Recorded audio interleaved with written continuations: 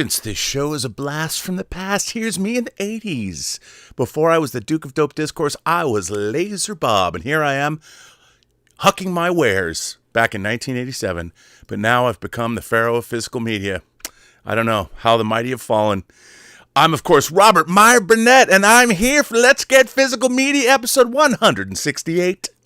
Very excited for today's show. I got a little editorializing to do in the beginning, but you know what? You know what I'm going to say. And for any new viewers here, you've got to understand that what this show provides you is not just a great overview of the physical media news and releases of the week, and we opine on all things great and small, but I'm bringing you from an international perspective one of the greatest foreigners I've ever met in my life, even though his football team loses. You know him, you love him, all the way from Saarbrücken, Deutschland, Mr. Dieter Bastian. And I say, greetings, imaginate connoisseurs, Dieter here, I'm Rocky like Eric, and welcome to the B&B Motel for Physical Media. I hope sound and picture is fine, because I use a new camera. You look lovely. We have the sound setting now okay. And I hope what that camera allows me to do is to get something to you sharp, and hopefully the autofocus will... Is that a candy bar? Back. No, it's just tissue, Rob. Oh, it's tissue. Oh. Tissue. So that I can show you something a little bit more sharp, and I hope the autofocus will get back. But not only that, Rob, I can have some other stuff to show. Like this. Oh, boy. Oh, wait, stop.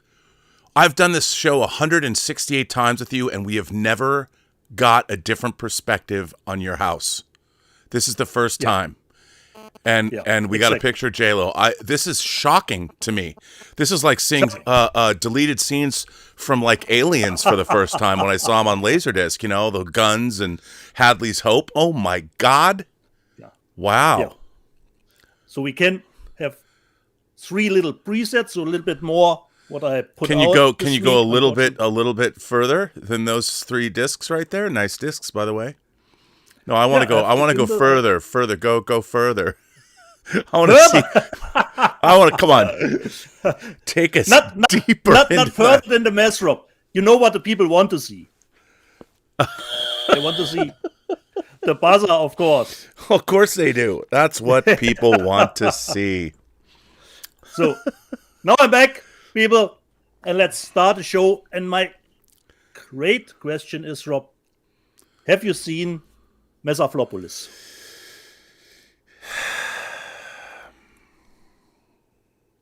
Because I've heard from Chris Gore, I heard from Jeremy Johns, I heard from Mark Hermit. I know. You're the last one that I don't know what he thinks. I have been working feverishly on editing the first 2 episodes of True Noir, The Assassination of Anton Cermak, which is going swimmingly well.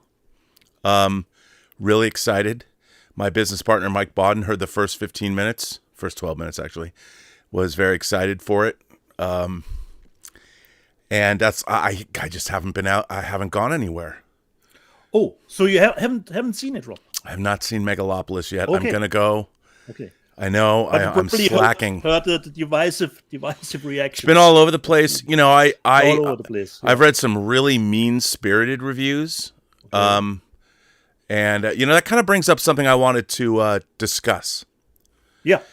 You know, I've always believed, and I've said it on Robservations, and I've said it on this show, that art is one of the most important things that we as human beings can do. Because the purpose of art is to reflect on what it means to exist. And it is ways to convey our experience, whether it's in feelings, whether it's in music, whether it's in prose, whether it's in... and motion pictures is my... and probably yours too. I think I always call cinema the art of the 20th century. I also think it's one of the most important and also potent art forms to ever exist. I saw this really interesting clip I'd never seen before of Roger Ebert. Yesterday I saw it on Twitter. Yeah. It was a clip talking about movies, and he said that he thought movies were the most important art form because when you are truly captivated by a film, you're not thinking about anything else. If you're in a movie theater, you're swept away and you're completely locked in to the lives of the people on screen. And nothing else matters for that 90 minutes or 2 hours, or in the case of The Right Stuff, 3 hours and 15 minutes, which is one of my favorite movies, or whatever. You're locked in. And those great movies, or even the trash that you buy, makes you, you're captivated by it. And I've always thought of, in a way, I mean, I'm not really a religious person, even though I was raised Jewish. I do appreciate the Jewish religion because it is a religion of inquiry and questioning. And, you're not supposed to just take things at face value. And I've had some of the greatest debates of my life with family members sitting around Thanksgiving tables debating ideas. And I think that art in itself, to editorialize a little bit, one of the things that social media, I think, has done to our entire civilization is foster a deep disrespect amongst people for other people, institutions, and things that matter. And we as human beings have to make our own meaning. We have to imbue our lives with meaning, and we do that by holding things, whether it's your religion, whether it's art, whether it's your favorite football team, which is Saarbrücken, even though they lose. We imbue these things with meaning, and that's what makes our lives of quiet desperation, children, families, make our lives meaningful, impactful, and worth living. Otherwise, we'd just be hunter-gatherers spending every single day looking for food and shelter. Luckily, we have civilization, and art is a huge part of that. So, as you saw, these Stop Oil people once again went into a museum and threw soup on a Van Gogh painting. And those two girls were given a jail sentence. Now, a lot of people say to me when I go, this is not a valid form of protest in my mind, because you're going into a place, a museum, that is by design celebratory of human endeavor throughout the ages. Human artistic endeavor that is all a reflection of our past, where we've come from, where we might be going. And throughout history, we saw a certain gentleman that used to run your country call art degenerate and collected a lot of material and wanted to destroy it. We've seen radical Islamists blow up statues, giant statues that are hundreds and hundreds of years old, because they have deemed our past against their religion, which invalidates their religion in my mind and invalidates their ideas, because if you have to destroy other people's ideas in order to perpetuate your own, you've failed. Well, so these two girls got put in jail, and a lot of people have been saying to me, well, Rob, it was only a soup they were throwing over, and these things had glass on them. Sure, but how long until somebody looks at that example and says they weren't going far enough? And somebody brings an incendiary device into a museum. The fact that museums are now are being targeted by people that are supposedly protesting. What are you protesting for? You want a better life? You want the planet to be better so human life can be better? Well, what is one of the greatest things that perpetuates human existence? Art. And if you're going after art, you're doing it wrong. And you know what? Those girls were sentenced to jail, and you know what happened today? Another faction of that same group went in and threw soup on the same paintings again. And to me, by the way, normally I don't editorialize on this show, but the fundamental lack of respect. First of all, people work in that museum. People have devoted their entire lives to preserving our artistic heritage. And to see, if we're going to allow this kind of disrespect in our museums, I mean, the first thing authoritarians do is dehumanize. And there's not a better way to dehumanize all of our culture than to make places of artistic worship somehow lesser. And when you start allowing people to throw soup on paintings that are hundreds of years old, I say, fuck those people.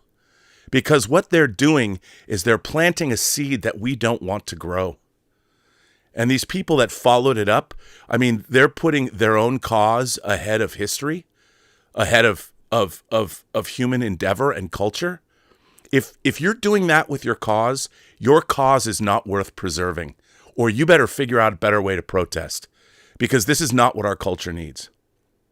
Anyway, what did the trash panda buy this week? Well, just quick drop. I know we are a little early, but do you have a forecast for us, considering Megalopolis? I knew you were going to ask this. Yeah. Is there a forecast? It's not good, buddy. Not good. Okay. And by the way, why is my browser turning into an AI thing? I get to my website where I want to go to, and then it puts out, it covers it up and puts out a chat GPT generated thing. It just bothers me. Anyway. All right. You really want to know? Yeah. Here it is. This comes from our friend Anthony D'Alessandro. Oh. Families continue to flock to theaters this fall. Not only is Wild Robot posting the third best opening for an animated movie in September with $35 million after an $11.3 million Friday, but Warner Brothers' Beetlejuice refuses to die with only a 37% fourth weekend estimated hold, a $16 million take, and a running total of $250 million by tomorrow. Let's see. Transformers 1's doing well, but here's what you want to know. Okay. Lionsgate's release of Francis Ford Coppola's $120 million self-financed Megalopolis is tanking, as expected, with a 4.1 million 3-day, and it's in sixth place. And it has a D+ on CinemaScore. A D+. Devara Part 1, which is an Indian action movie, is in far fewer theaters, and it's beating Megalopolis with around 6.4 million. Why did moviegoers go to the critically panned Megalopolis? Of those polled, 61% said it was because of Coppola, 32% heard it was entertaining and fun, while 29% went because of Adam Driver. Well, you know, a lot of great artists' work is not appreciated till after they're not here anymore. So, okay. So, you want to know what I purchased this week, Rob? Yeah, show us, buddy. I don't have very much. I show us. Start with a big one, which came in. That's what she said. Today. My favorite album. We start a little bit with music from Thin Lizzy, came out in a new special edition, the Jailbreak and Johnny the Fox album in a special edition. I always remember one of my oldest and dearest friends, CP, when he bought this LP. It had a nice fold out, a little bit of a comic-like cover. So this is one of my favorite albums of Thin Lizzy, and let's dive a little bit into it. So here we have, it comes with 6 CDs, and of course, the most important thing, 1 Blu-ray with a Dolby Atmos mix for both albums. Because we all know, tonight there's going to be a jailbreak somewhere in this town. So we have... Yeah, it's probably 2 artists or 2 people that desecrated art throwing soup on Van Gogh paintings. And the most important thing is, for me, of course, the Blu-ray with Dolby Atmos mixes for the Jailbreak album and the Johnny the Fox album, the 6 and 7 album from Thin Lizzy. And I listened to it, really happy with the mix. They did a little bit of newer stuff considering the mix, but you can always hear, of course, the original one with it. And it comes with a book for it. So you have a little bit, this was the comic for it. So this is my favorite album of Thin Lizzy. And one of my favorite tracks is, of course, Warriors, who should have been in the soundtrack for the Warriors. Definitely. Definitely. So from 1976, 2 albums in the same year. That's exciting. We love our Dolby Atmos totally. albums. Exactly, Rob. Exactly. And you get both. You get the Jailbreak album and the Johnny the Fox, because this was actually not the original cover. Here, you would actually have, considering the Jailbreak album, you would have this picture here was actually in the frame here. But this is the cover from the Johnny the Fox album, because you get those two albums with this set.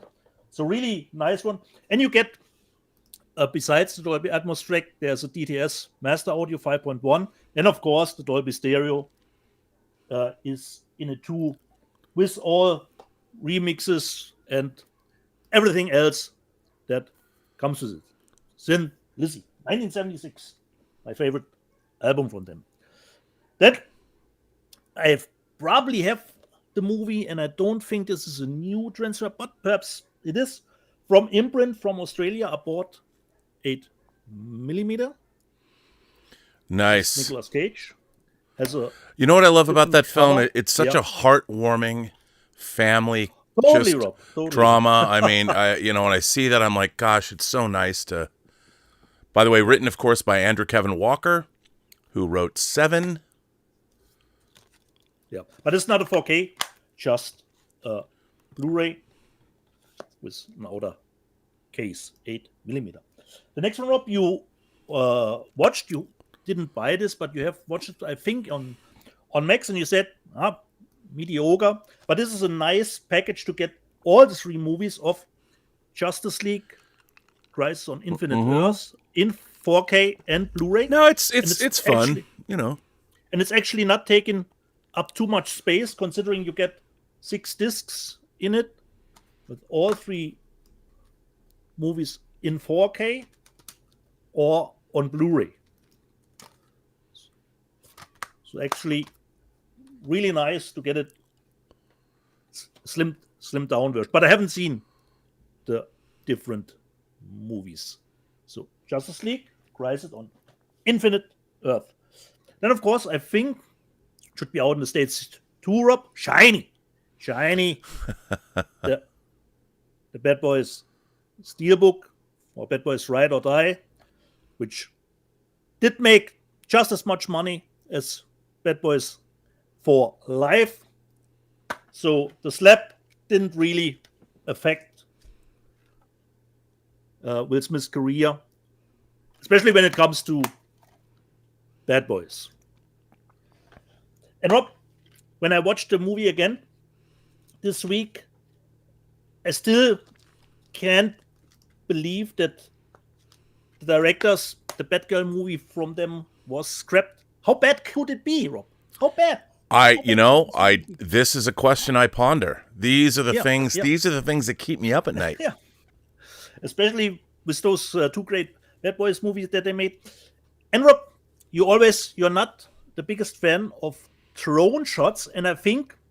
Well, it's not that I'm not that. It's not that I'm the biggest. It's just that they're overused. And I exactly, think Rob. And if I need to see one more drone shot of a car driving through the wilderness, it'll be too soon. I mean, because they used a lot of drone at the end action sequence, and then I thought, I think I know what Rob means with drone shots.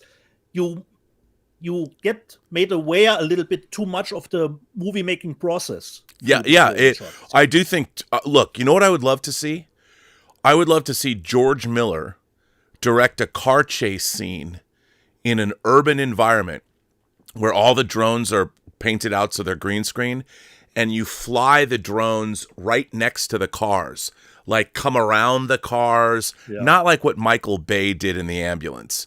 But I mean, where you can go from one car to, it would take some really serious drone racing pilots to shoot this. Yeah. But long, extended car chase drone shots where the drones are taking you places you've never seen. Look, and Michael Bay was too woo, but I'm talking about the skyscraper. I'm talking about really composed drone shots that are more like Friedkin To Live and Die in LA style, but with the George Miller flair.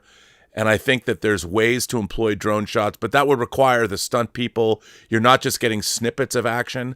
I'm talking like, we're talking the rad action, the raid. Yeah. Long, fight scenes that have multiple blows in one shot are always more exciting than using editing to create a false sense of action, because that's what badly directed action scenes, we saw it in Snake Eyes, rely on editing to create a fake impact when they haven't. It's when you don't have great fight scenes. They always, as an example, they always use the scene from Taken 3, with Liam Neeson jumping over the fence with 20 or 30 edits. Right, and that to me is a cheat. It's always a cheat, and I hate it. So it didn't take me out of the movie. I still love Ride or Die, just a little bit under Bad Boys for Life, but I was made aware of the filmmaking process, considering the drone shots at the end. The next one from the UK, I don't even know if it's probably out in the States already. So I got The Getaway. Oh yeah, there you go. Baldwin Basinger. This is actually from Icon. The Getaway. Okay, we come to Cat in the Bags. Uh-oh. First one. Don't know. But by the way, once again, because it's Saturday, we might have explain what a cat in the bag is. A cat in the bag is you don't know what you are getting with the movie that you purchased. So it's no, but why is it called why is it called a cat in the bag?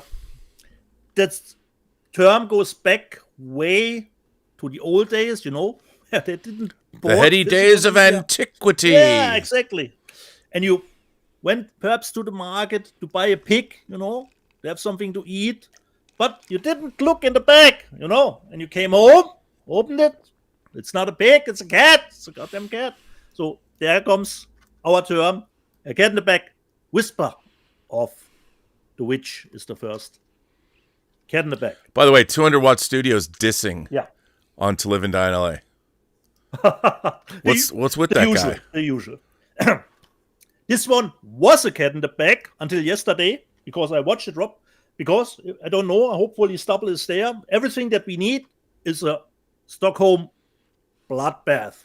That's all we need. This is based on history, but it is a little bit tonally strange, I would say. But if you want to see a lot of beheadings, Rob, you get it here. 150 minutes, so not a short movie. But I quite enjoyed it, and I was surprised when I ventured on the IMDb how much bad reviews this movie has. But for me, totally fine. 7.5 out of 10. Stockholm Bloodbath. And there are some familiar faces for me in it, like Elba August. She played in the Danish series on Netflix, The Rain. One of the major roles. And another one that you know from The Rain is in it too. And the director is Michael Hafstrom, who did No Escape Plan and is at the moment out with Slingshot, the sci-fi movie. So this is the director of Slingshot, who did Stockholm Bloodbath. The next one, Rob, you already showed, but this is the European steelbook of it for Luc Besson's Peter. So it looks a little bit different. It does not come from Sony. That's pretty dope, dude. That's pretty dope. But I hope it will be the same transfer as the Sony one. Oh, I'm sure it is. That transfer is a banging transfer too. But the different aspect, Rob, it comes with 3 discs. So you get a separate bonus disc and the 4K, of course, and the Blu-ray. So, Nikita. Oh, 200 Watt Studios confirming that he was actually praising it. Wait. 200 Watt Studio was... Yeah. Let's hold up for just 1 second. 200 Watt Studio was praising To Live and Die in LA. We had to deal with a year of him making fun of the movie before it came out. The press, Rob. I just unbelievable, sir. It's good to hear that you're on the to Live and Die in L.A. bandwagon. It's been a long time coming. Finally. So this was a little bit of my first haul, Rob. To give it over to you, or just go through the super chats that we got. No. We're not ready for super chats yet. Let's. Okay. I'll talk about, first of all. I gotta say, one of my favorite new trends is seeing catalog titles released in steelbooks, like 4K. We got like Galaxy Quest coming out, and there was one I got this week, buddy. Celebrating 40 glorious years. Of Brian De Palma's Body Double. Melanie Griffith as Holly Body. This movie actually has an appearance of my favorite 80s band, Frankie Goes to Hollywood. Craig Wasson, I'm telling you, you got to love this. And comes with 2 discs. Nice. I'm really looking forward to this because this is a gorgeous, gorgeous movie. It has a great Pino Donaggio score, which, by the way, I have to say my favorite reuse of a piece of music in any movie. Quentin Tarantino uses a lot of scores, like Twitch of the Death Nerve in Kill Bill. The use of Pino Donaggio's masturbation scene music, which is some of the greatest film music ever, Ben Affleck used in the movie Air when they reveal the first Air Jordan. Right from Pino Donaggio's score. So if you haven't seen Body Double, clearly another riff on Hitchcock. Look, what can you say about a movie where a dude drills a woman to the floor? When this movie came out, it was criticized as being hugely misogynistic.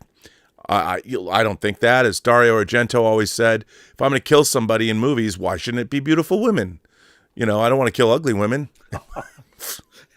Don't shoot the messenger. Look him up. I'm paraphrasing, of course, but that's kind of what he said.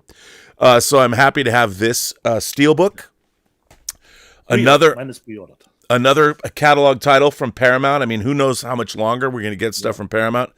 Scorsese's Bringing Out the Dead in 4K, a spiritual sequel to, of course, Taxi Drivers. People say, I really like this. I mean, it's a normal release, but it gives it a little bit of, I love this flap thing. Yeah, it's kind of cool. And then, things are cool when they come with a clear box. And then, while it's not a reversible cover, that I do appreciate that they do have a flip side with stills on the insert card. I really like this movie a lot, and it's great to have it. Great to have it. And then look, this movie's a little controversial, and I'll be honest, I don't love it, but I think it's kind of gonzo and lots of fun. I mean, if you told me that somebody was going to make an homage to Excalibur, to Escape from New York, and to The Road Warrior, all in one movie, I would have said, that's ridiculous. But you know who did it? I'll tell you who did it. Neil Marshall, director of The Descent, with Doomsday. Nice. I saw this movie in the theater. This has the theatrical cut, an unrated cut, and it's the theatrical cut. There's 3 discs in here. This has a bunch of special features. I love Neil Marshall. I got to meet him in Sitges in 2009 with his then wife, Axel. And I love the guy. He's the nicest guy in the world. And I respect his filmmaking. And this is the greatest homage to John Carpenter that has ever been put in theaters.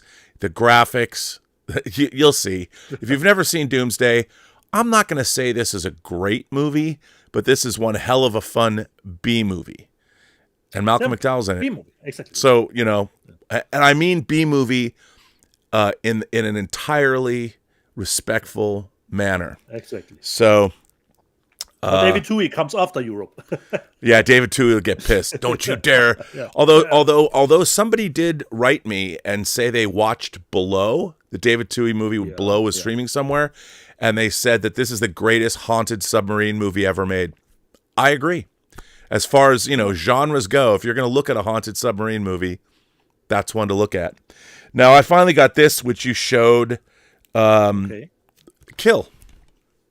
Nice. You already showed this. But you you know, have the steelbook, Rob. I don't have the steelbook, Rob. You have Oh, the steelbook. I haven't even opened it yet. Well, then, if I have the steelbook, I guess it's time for me to crack this sucker open.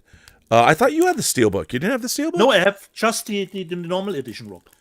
Oh, well. I didn't pay good enough attention. Well, let's take it. Oh, look at this. Yeah, nice. Awesome. Oh. By the way, whenever I see, whenever there's some violence that's going to happen with a fire extinguisher, if you've seen Gaspar Noé's Irreversible, the fire extinguisher might be the most harsh weapon ever used in motion pictures. I'm just saying. What do we got in here? Of course, the digital copy comes with 2 discs. Awesome. And it's just the same. Especially what I liked about Kill Rob is they really gave even the villains time, you know. If they're losing some of their men, they are sad, Rob, you know. I know, though. I mean, you know, justice for henchmen. Am I right? You know, that's so. Wow, this is a pretty cool thing. I'm glad I got the steelbook. Woohoo! Awesome, good on me. Awesome. Now the last thing I got, not simple cannon fodder. Not simple cannon fodder. Now, which is good. You never want to be just simple. I can't put these here; they're going to fall over. Then I got the last thing. Warner Brothers, obviously George Feltenstein, Warner Archive is a sponsor of this channel, but so is Warner Brothers. But they send me the most random shit. Some of it, like last week, the Super Friends box set. Happy to get that. Now, this, I feel like someone was tweaking me because, you know, people have always said that the Big Bang Theory, they kind of ripped me off with Free Enterprise. I'm not going to say they did, but people were like, they should have hired you to direct a few episodes. I'm like, okay. So what does Warner Brothers send me? The full series of Young fucking Sheldon. The Big Bang Theory prequel. Am I supposed to take this? Am I supposed to take this personally? Well, I don't. Elizabeth, I have to say honestly, to be honest, to be fair, I think I watched 1 episode of Big Bang Theory. But Elizabeth was watching Young Sheldon. And she was watching it. She was binge watching it for like a week. And I have to say, I liked it. You know, I watched a few episodes, more than a few, probably 10. And I think this show is very good. The actors are excellent. The cast was excellent. I know they're doing a spin-off show for it. But hey, if I ever want to go... show. Okay. Yeah, if I ever... but I think it's a spin-off of Young Sheldon. So this was not since like All in the Family. Has there been deeps, you know, or Cheers, the Big Bang universe, the Big Bang multiverse. So here we go, you know, and that was my haul. You know, I am waiting for other discs, like the 5-disc Mad Max box set was supposed to be delivered. If we did the show tomorrow, I would have it, but I don't. I guess I'll show it next week. But there you go. And I know I've got a bunch of other stuff coming from other places. Nice. So, yeah, that's where I'm at. Some people are firing in comments, Rob. Comments. Well, let's see what people are firing. And let's go back up. And Garrett Groover. Garrett Groover says, reactions to Megalopolis have been all over the map. Some people enjoy it fine, but others really hate it. I haven't seen the film. You haven't seen the film. No. I think next week we'll have something to say. Our own Major Chai, who you're going to see on the 1000th episode of Robservations, she gifted 5 Burnettwork memberships, which is cool. 200 Watt Studio. I already talked about that. Garrett Groover says, Rob is a fan of the OG War of the Worlds. What did you think of Spielberg's version? I think the first half of Spielberg's War of the Worlds is amazing. The opening scene when the Martian war machines come out of the ground and start just disintegrating people. Yeah. It's one of the great. I think it's one of the greatest sci-fi action attack scenes. Aliens destroy things ever. The sound effects, what happens to people, Tom Cruise running. Gary Wright's dude, it is the sound design in that is one of the greatest, and all the way up through the ferry scene when people are trying to get on the ferry. All of that is amazing. The problem is the movie doesn't have really anywhere else to go. Then you meet Tim Robbins in the basement of this house, and I feel that it could have done more, to quote another Spielberg movie. But I do think that the first 45 minutes are some of Spielberg's best work. I love the shot, Rob, when they're driving away, and in the rearview mirror you see the bridge collapsing. So it's incredible. I would blame the script. I mean, it really doesn't. Okay. I guess I don't know where you're going to go, but after that first 45 minutes, it just goes. And I really don't like the ending when they just finds everybody like, oh, here we're back in our neighborhood and everybody's made it home. After billions of people are probably dead. but for the most part, I mean, the first 45 minutes of that movie, I could watch over and over and over again. And I think Tom Cruise is great in it. Yeah. And I have a big problem, Rob, with the 4K of the movie. It has a great picture, but the Dolby Atmos track is not on the level as the DTS Master Audio. No. So you have what do you want? The better sound or the better picture quality? So it's tough. We want both. We want both. And it's frustrating. Yeah, Tom Jr. Jackson says, when will To Live and Die in LA be on 4K? You shut your dirty mouth, Tom Jr. Jackson. Don't look, it took us a year. It took us a year. It was delayed a year. But God bless Kino Lorber. They gave it to us. It's an incredible transfer of incredible as far as the movie could be. It was a very low budget movie in the first place. It made no money in the theater. I'm just happy to have it, and Kino Lorber gave it to us. I have like 6 different copies of that movie, and I am not ashamed. Spent $200 for the goddamn French version with that book. Yeah. Because we all know, Rob, how this can go, Cancelled, announced and then cancelled. 200 Watt Studio is quoting the sweet smell of success by saying the cat's in the bag and the bag's in the river. We had that film clip in Free Enterprise, and it cost us a lot of money because we forgot we needed to get Elmer Bernstein's score cleared as well. An abject lesson in indie filmmaking, kids. Cyan Higiri has been a member of the channel for 23 months. And Garrett Groover says, in your opinion, what is the most underrated De Palma movie? I say Femme Fatale. That scene in the beginning in the bathroom, amazing. Femme Fatale is great. I don't know if it's underrated because people love that. I love that movie. Oh. I think to go through his filmography to see if there's. Yeah, I mean it's funny because all the De Palma movies. You know what? I even though it's a total Hitchcock ripoff, I think his movie Obsession might be one of the most underrated movies. And I also think Raising Cain and Snake Eyes don't get enough love. Yep. As far as the latter half of his career. His 70s movies all are great. And I'm with Quentin Tarantino on Blowout, which I love. And then Garrett Groover asks, what is Spielberg's most underrated movie? Spielberg's? It's a good question. Underrated. I make it easy, Rob, because I always loved The Lost World, the second one from the Jurassic. The Lost World has that great when they're on the glass, when the things and the glass is cracking. Another great. I'll tell you, I think Spielberg's most underrated movie that does not get talked about enough, that I would dearly love to get in 4K. Empire of the Sun. Oh, okay. Empire of the Sun's fucking get a new edition, Empire of the Sun, but not in 4K. It's got a media book. I have a Warner Brothers media book. Yeah. You want me to tell you a funny story about Empire of the Sun? Of course. So I used to get in the 80s when I was in college, back when I worked out all the time and looked like a young twink with frosted tips, and I used to get my hair cut at this place, this salon, and the woman who owned it was like 15 years older than me.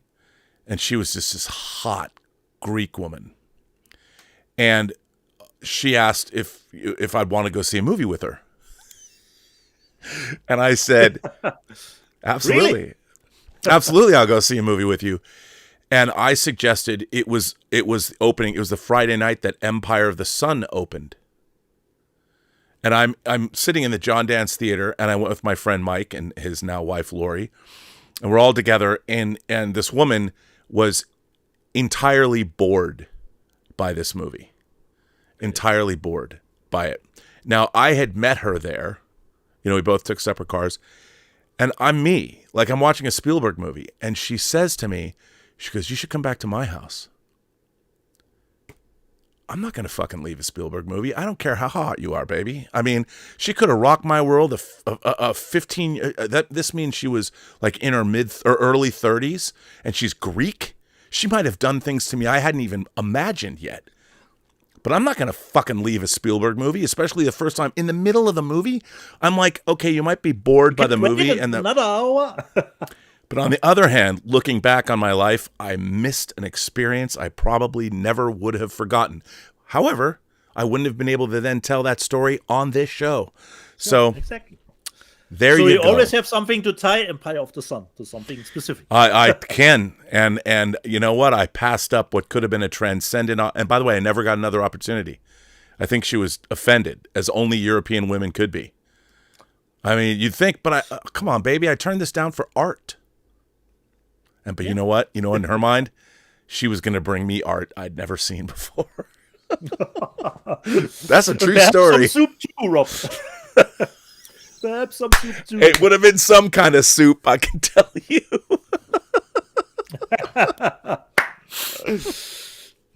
Anyway, where were we? Super Jets, Rob. You were going to the Super underrated Spielberg movie. Yes.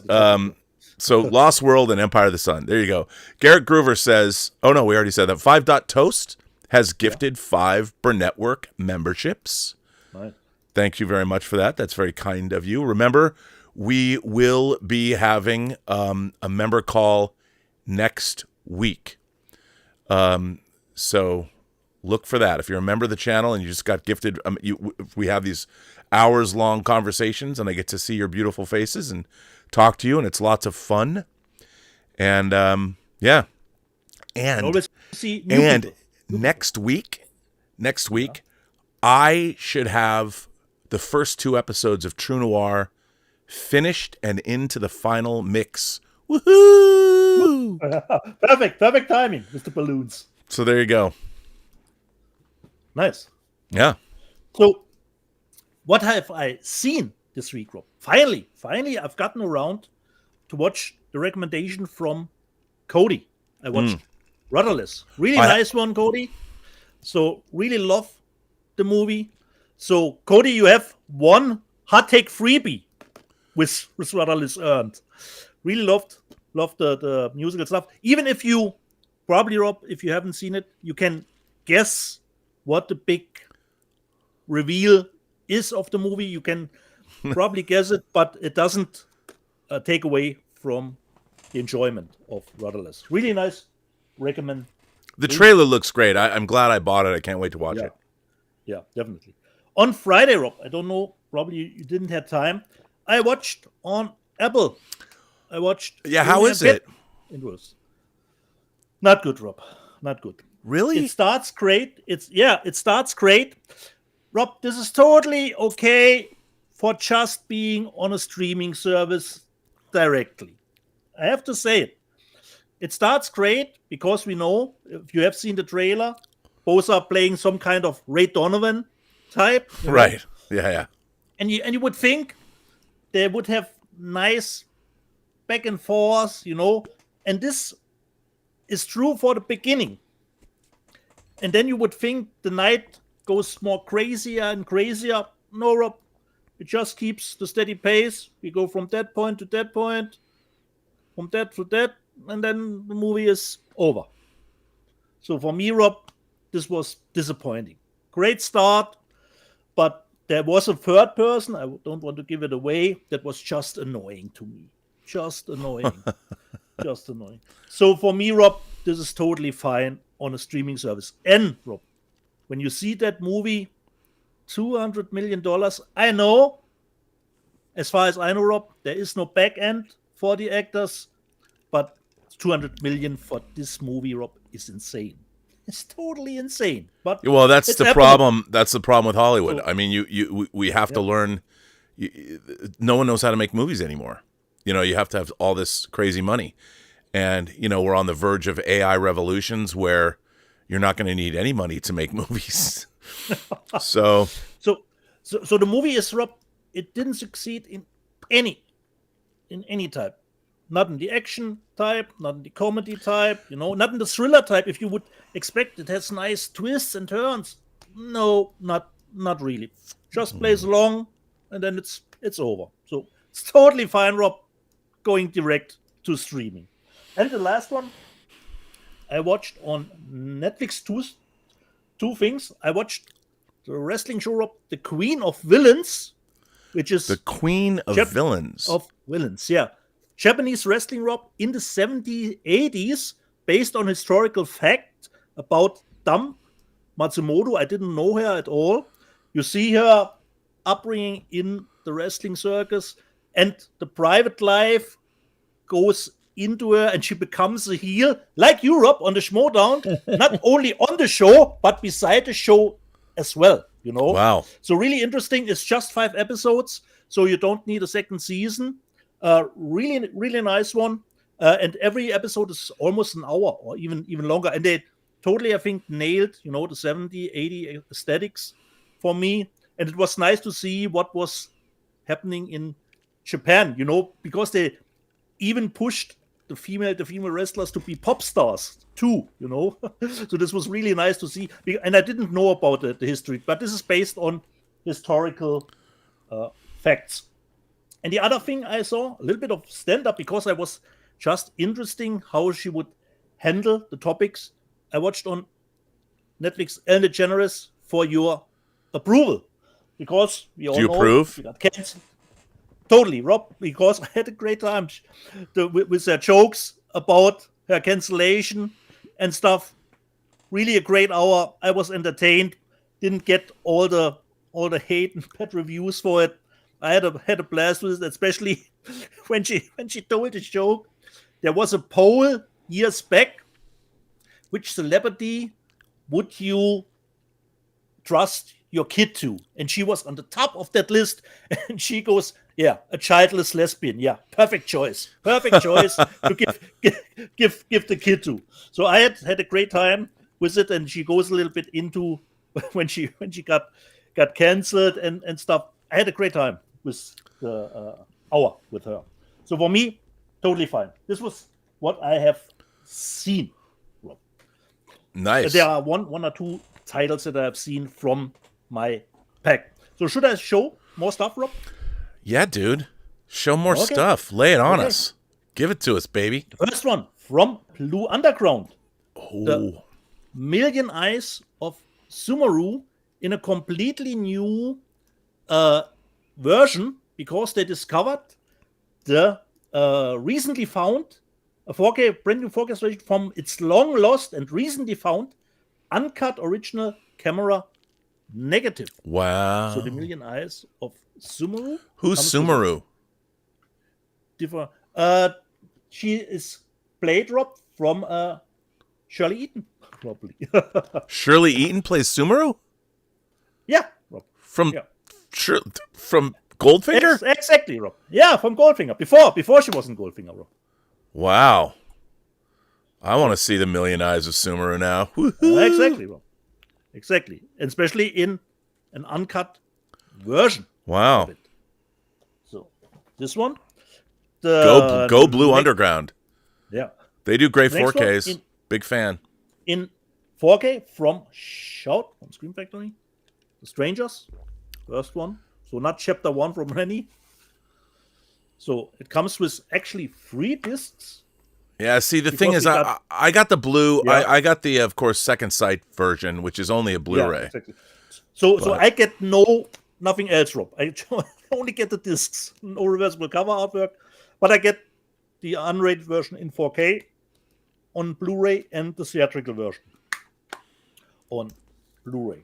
Since I didn't go for the second sight one, I opted for this one, even if I have a Blu-ray from back in the day, because The Strangers was a really early title when considering the release, 2008. And friend of the channel, Roy Lee, was a producer on that.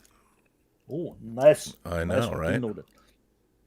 Then Rob brought those titles up in the news section from Vinegar Syndrome, Rob. I watched it this afternoon, and Wow. Look at those. I love those banger Vinegar Syndrome O-rings and slip. Look at that. Is that a reversible cover? This is the same as here, Rob. You have those two. Oh, and you can switch it to this or this. Nice. And it only comes not a booklet, just a poster. And it's really nice, Rob. This is at the beginning of our favorite category 3 stuff, you know. It's not really extremely violent, but Rob knows. And category 3 stuff, Rob, what do I know? What do I know, Dietz? What do I know? And category 3 stuff, Rob, was also tied just to triad stuff, you know, to gangster stuff that always got a category 3 rating too. So really nice one. I would have expected it a little bit more action heavy, but I really concentrated on a decent story, I have to say. An eye for an eye. The next one I have not seen, with Stephen Chow, Love on Delivery. Ooh. So don't remember I have seen this one. So, and this comes not only with the poster, it comes with a booklet, actually. Love on Delivery. So let me just Love on Delivery should have been the story of my life. Okay, this is a 2K scan from the negative. So Love on Delivery. And Rob, last week I told you that I had a cram with the movie Cuckoo, and the German director did a movie previously to Cuckoo that I haven't seen. So I thought, hey, I will buy his previous movie. The movie is just called Lutz, and this is from the German. What does Lutz mean? Could be a name, Rob. Could just be a name. Oh, it doesn't have. I don't know. I don't know what the movie is about at all. So you have not a cover inside. So it comes this. And what you can do with Blu-rays from Belgium, you can take those slip away if you want. Oh yeah. And have just this, but just as a nice little bit of a protection, I would say we just leave that on. Of course, if you remove the slip, the rating is gone too. And here, probably, is a booklet in it too. But I have no idea what the movie will entail. So that's a cat. That's a cat in the bag. Yeah, totally cat in the bag. Just because I loved Cuckoo from the same directors. Looks like a little bit of a script here in it. So I will be totally curious what his earlier movie will look like, and if it's just as Cuckoo was. So just Lutz. I have no idea for what Lutz is standing for. The next one, I already showed the American version, but then I don't know the label anymore. It was a different label. This is the German media book. I don't know if it's registers really good. It's called Malum from Anthony. Let me just look his name. Di Blasi, and this is his own remake of the movie Last Shift. So this is a 4K steelbook. Let me see if it's pretty dope. Works. Oh, this is a little bit probably too shiny. So limited edition. And we always loves, on a night out, it ends like this, It's always nice to have a great last shift.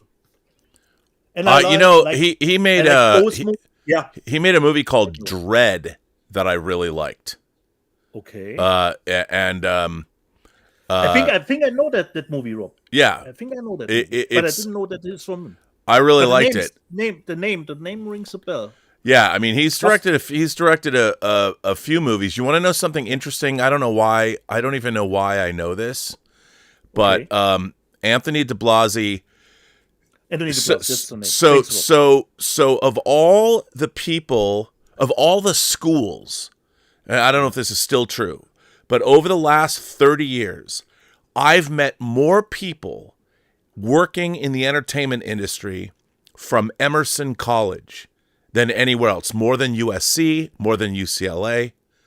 In terms of people from USC tend to go become agents or maybe producers, but people that are actually working and making stuff. And I'm not I don't know anything about Emerson College, but my friend Dan Schweiger went to Emerson College, Anthony de Blasi went to Emerson College. I don't even know why I know this. I hope he went to Emerson College because I'm saying, but just stated as a fact, Rob. I don't know. Somebody told me they have a great alumni networking thing, but Emerson College, I believe, I know it's on the East Coast. I think it's in Boston. I'm not. Don't quote me on that. But I will say this. In my personal experience, I've met more people in the entertainment industry working in Hollywood, whether they're directing, producing, and doing all other kinds of things in the industry, working professionals from Emerson College than any other film school. So kids, take it from your Uncle Rob. Emerson College is like the place to go if you want. Now, the entire industry is collapsing into, rubble, but the phoenix will arise. And I still think Emerson College, in my experience, is a place where a lot of people that are working professionals came from. And Anthony de Blasi, what a random thing to even think about. But he went to Emerson College. Show go, Rob. You never know. That's why, I guess that's why people watch my channel, because I just have all these random, ridiculous, not ridiculous, but random things in my head. Yeah.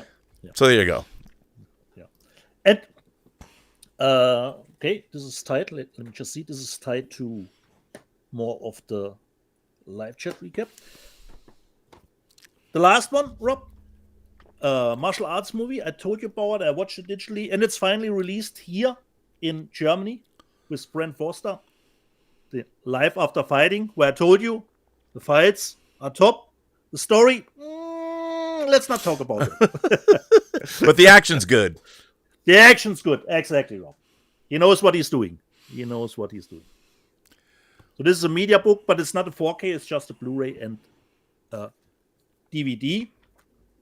And I can show you at least another cover, because one of my oldest friends from work, Thomas, wanted a different cover, but it's still sealed. So just a different cover for live. The other one's better.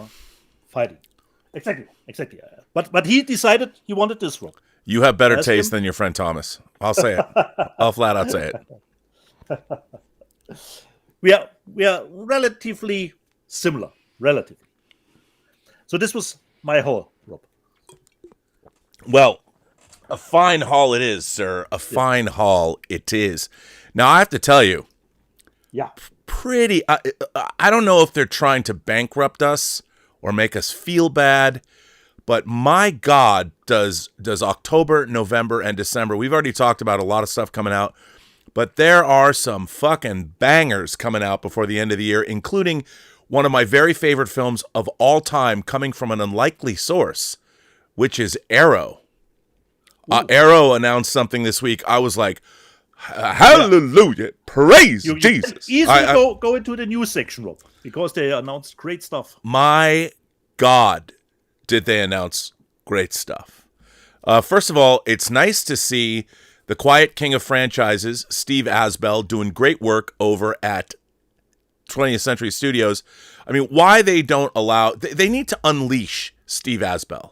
He's making a new movie, an original film with Ben David Grabinski.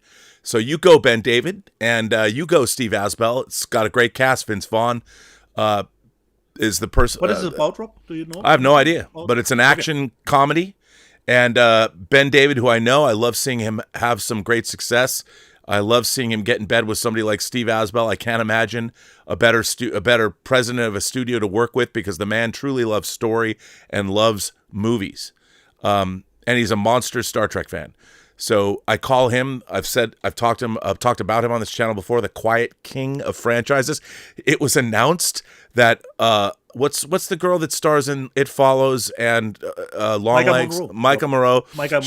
She's starring in the remake of The Hand That Rocks the Cradle. So it's not just genre movies. Now the morning movie. Steve Asbell is dipping in.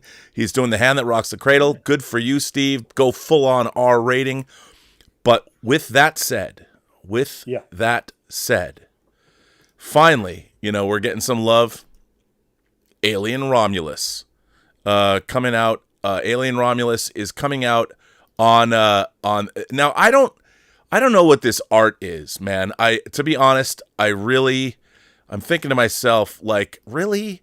I mean, can't we get better artwork than this? I mean, wouldn't that be nice if we could? I mean, I don't know about you, Dietz, but I'd like the cover up, and perhaps it could be the case that the steelbook looks better live than on picture. All right, I just think it's a little. All right, hey man, if you like it, there's, of course, like the Departed steelbook, which didn't look that interesting on just here. Okay, that's a fair point. That's a fair point. But then when you showed it, Rob, it actually looked pretty decent. Pretty good. No, it did. You're right. And then, of course, one of the greatest TV shows of all time, the woman that is responsible for Star Trek, I Love Lucy. The entire series is coming out from CBS. Now, they restored this quite a while ago. First of all, I love this cover art. I love this box. I think it is amazing.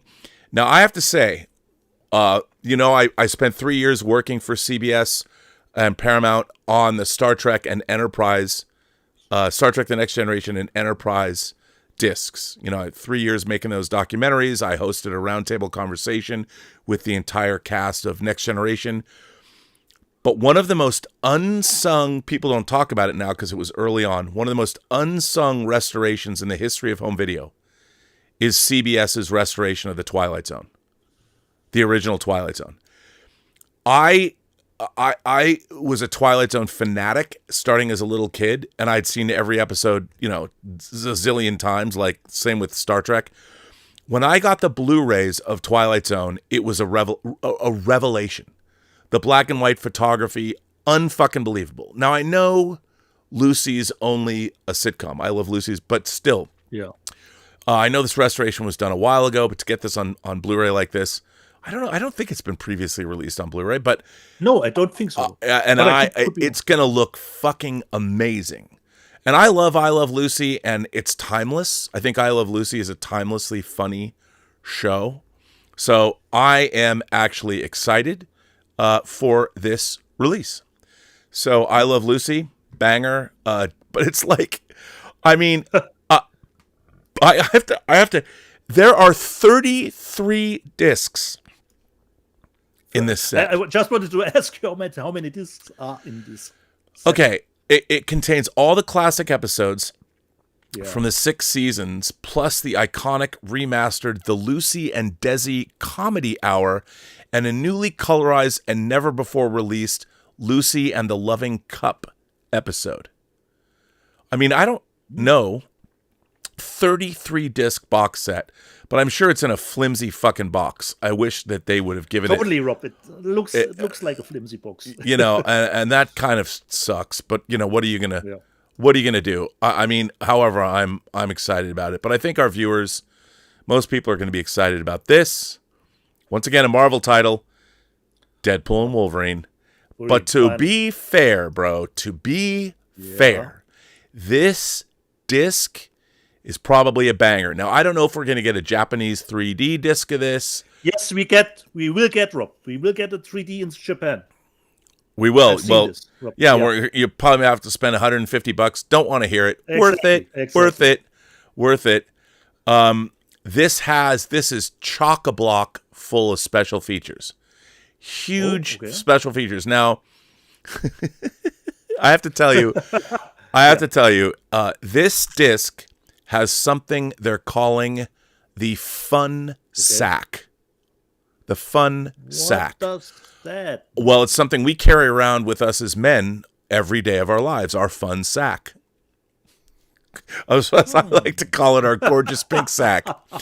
I'm just telling you, I'm just the messenger, all jokes aside. Yeah.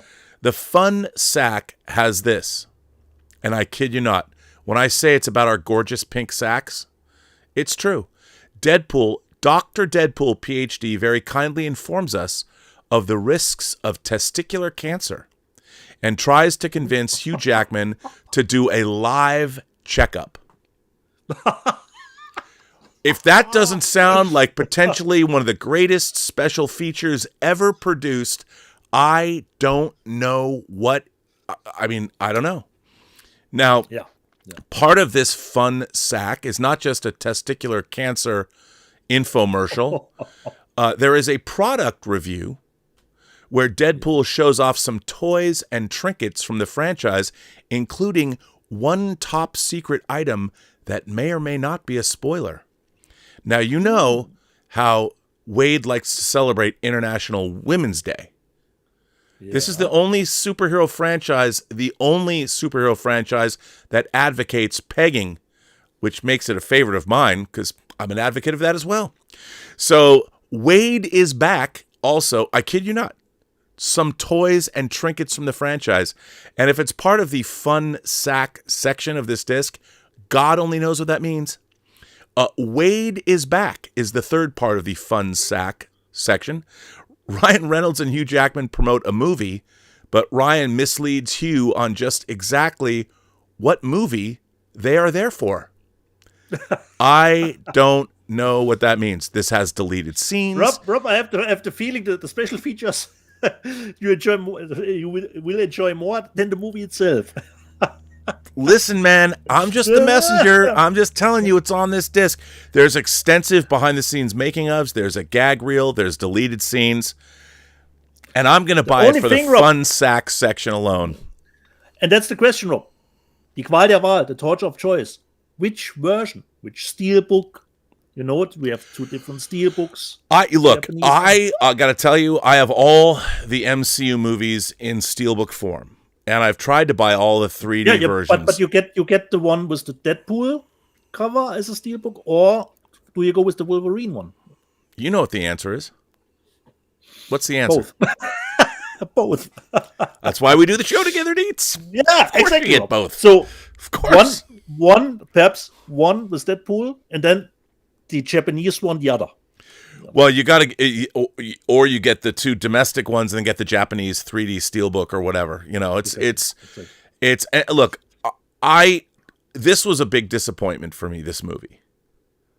And I say it not because it wasn't well made, not because it wasn't funny, but to me, what I wanted was a combination of Deadpool and Days of Future Past.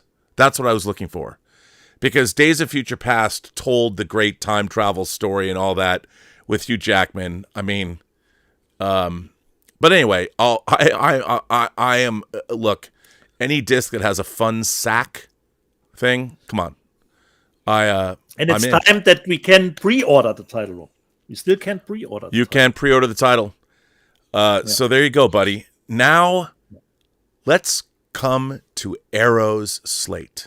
Ooh, nice. First of all, Arrow has been fucking killing it. I mean, you know, Arrow's genre titles and all that, but I mean, we've got Narc from them recently, which in 4K, fucking phenomenal film. Narc is so good. I got the Blu-ray from Australia in the film, the modern neo-noir box set number 2, but to have it in 4K. American Gigolo in 4K, amazing. But this, to me, was the most surprising, one of my favorite movies of all time. Is the World War II film, The Great Escape. And there it is. The only question of, isn't The Great Escape already out in 4K? No? I only have the Blu-ray. No, Probably, no. maybe it is. Okay. I don't know. I don't know, Rob. I For don't me, think it seems like a movie that should be out. I don't From think Kino it is out in Lorber, 4K. And if it is, I'm woefully Then I unaware of it. But to get this from Arrow, their transfers. It's just a movie. It's just a movie that you think, Rob. That I think. Yeah, you would think. Be out, you know. Like Patton should be out in 4K. Yeah. It's not. It's not. I saw this. I couldn't believe this was coming from Arrow. But lo and behold. Great cover. There it is. Great, great, great cover. Again, one of my favorite films of all time. And guess what? Dolby Vision HDR presentation. It is a 3-disc limited edition. It's newly restored original lossless mono soundtrack, optional lossless DTS HD master audio, and it's got audio commentary. It's got a whole disc of bonus features, and there's an SDR presentation of the film too, a third disc. I mean, my God, what a great release. I'm so excited. Yeah. Following that up with Abel Ferrara's The Addiction. I never thought I would see that. Brand new 4K restoration, Dolby Vision HDR presentation. I don't know why. I guess I always thought this was shot on video, but whatever. It's chock-a-block full of special features, and I am very excited. Now, this is the movie he made after doing Body Snatchers with Meg Tilly. Where are you going to go when there's no one left like you? I mean, again, this is Arrow releasing a banger. Then, following that up, a great, crazy Western, foreign Western. You might like this. Yes. Good. I know it, Rob. I know The it. Bad. I forgot to bring out the Japanese one. Wow, dude. I love this movie. I love the good, the bad, and the weird. Me too. Boy, I can't wait. And you get the longer version with it. Not in 4K, but it is on Blu-ray. And by the way, two versions. John Sturgis, I want to say that John Sturgis, the audio commentary by John Sturgis is preserved on Great Escape. Nice. And I got to give a shout out. I mean, I got to go back for a minute and say that a friend of mine, Mary Forrest, I never got the Criterion Laserdisc of Bad Day at Black Rock that also had an audio commentary by John Sturgis. And Mary Forrest, when I first met her and we were dating or whatever, we were dating. I was madly in love with her, but whatever. She did get me the John Sturgis commentary on Bad Day at Black Rock, which has not been, as far as I know, I don't know if we've seen it other than on the Criterion disc. So John Sturgis is one of my favorite filmmakers of that era. So it's great to have the commentary by him. Yeah. So good, the bad, and the weird. Albetal in the live chat says, Rob, it is out in 4K and from Kino Lorber. Oh, well, there you go. I didn't know that. Okay. I don't have it. Well, Arrow's putting it out. There you go. But it's not, is it in Dolby Vision? I don't know. But Arrow's, yeah, probably not. I don't know. So good, the bad, and the weird. Awesome. So the last video store is next. And that is also coming out from Arrow. So I've never actually seen this. And I don't know the title, Rob. Yeah, it's a love letter to video rental stores and the B-movie treasures that line their walls. Cody Kennedy and Tim Rutherford's debut feature, The Last Video Store, is a genre-loving blast of pure joy. When her estranged father passes, 20-something Nyla is tasked with the thing she hates most, cleaning up the mess. Left behind are a collection of VHS tapes, and with them, the burden of returning them to Blaster Video, a time capsule to an era which cover art and a catchy movie title were king. Run by Kevin, a human encyclopedia of VHS history and a friend of her father's. Amongst the returns is an unknown tape, a movie not even Kevin has heard of. Was this the last movie Nyla's father watched before he died? The mystery is too much to resist, but when Kevin and Nyla press play, they unwittingly activate a long-dormant curse, and a series of classic cinematic victims are plucked from B-movie heaven and hell to be unleashed into the video store itself. Sounds good to me, buddy. A prequel to The Ring, Rob, almost 7 days. 7 days, and then of course, I understand why people are excited about this, and I'm excited about it too. I am. I know Demolition Man. They're pulling out all the stops. 4K restoration includes both the domestic Taco Bell and the international Pizza Hut versions of the film, presented via seamless branching, and of course, we needed those. All kinds of behind-the-scenes action, and what's not to love? Dolby Vision 4K. Once again, the question, Rob: why is Warner not putting this title out themselves? This title, Rob. Well, okay. You know why they're not putting out? Let's take this moment, because we should, to bash Warner Brothers. Let's bash Warner Brothers. Not Warner Archive, not George Feltenstein, but the fact that Warner Brothers is licensing out banger titles like Demolition Man that people want. Do you know why? Because I'll bet the people at Warner Brothers who are making these decisions, the theatrical marketing people that were moved over to home video, don't even know what the fuck that movie is. They don't know what it is. They're the same people that didn't put out The Right Stuff, didn't put out Contact, didn't put out Excalibur, you name it, didn't put out Tequila fucking Sunrise in 4K. Why not? I know why not, but you should have. But yeah, so they're going to allow, look, as long as, this is the future, man. All the studios are licensing out their own, because they don't want to be bothered.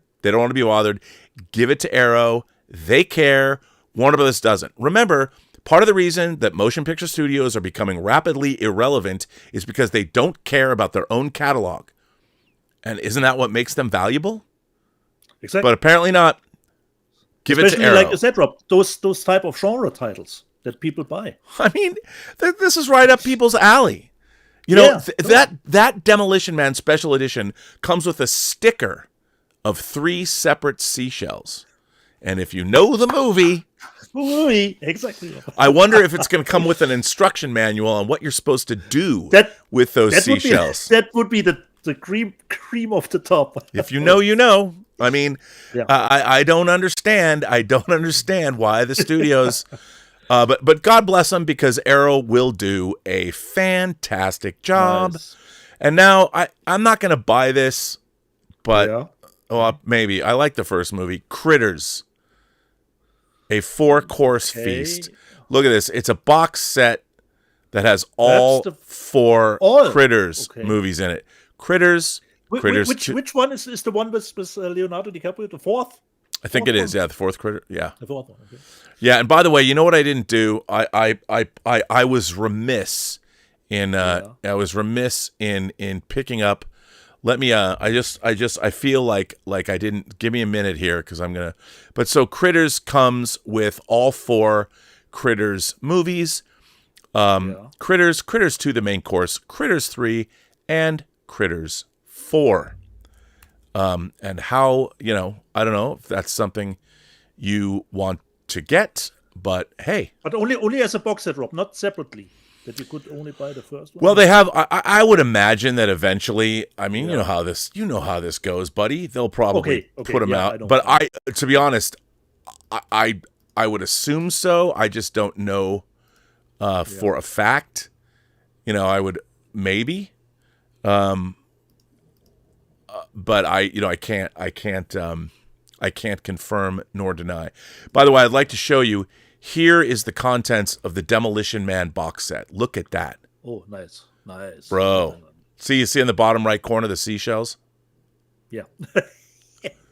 Love that they did that. Here is The Good, the Bad, and the Weird. Awesome. Right, and then of course, very classy, The Great Escape. Look at that.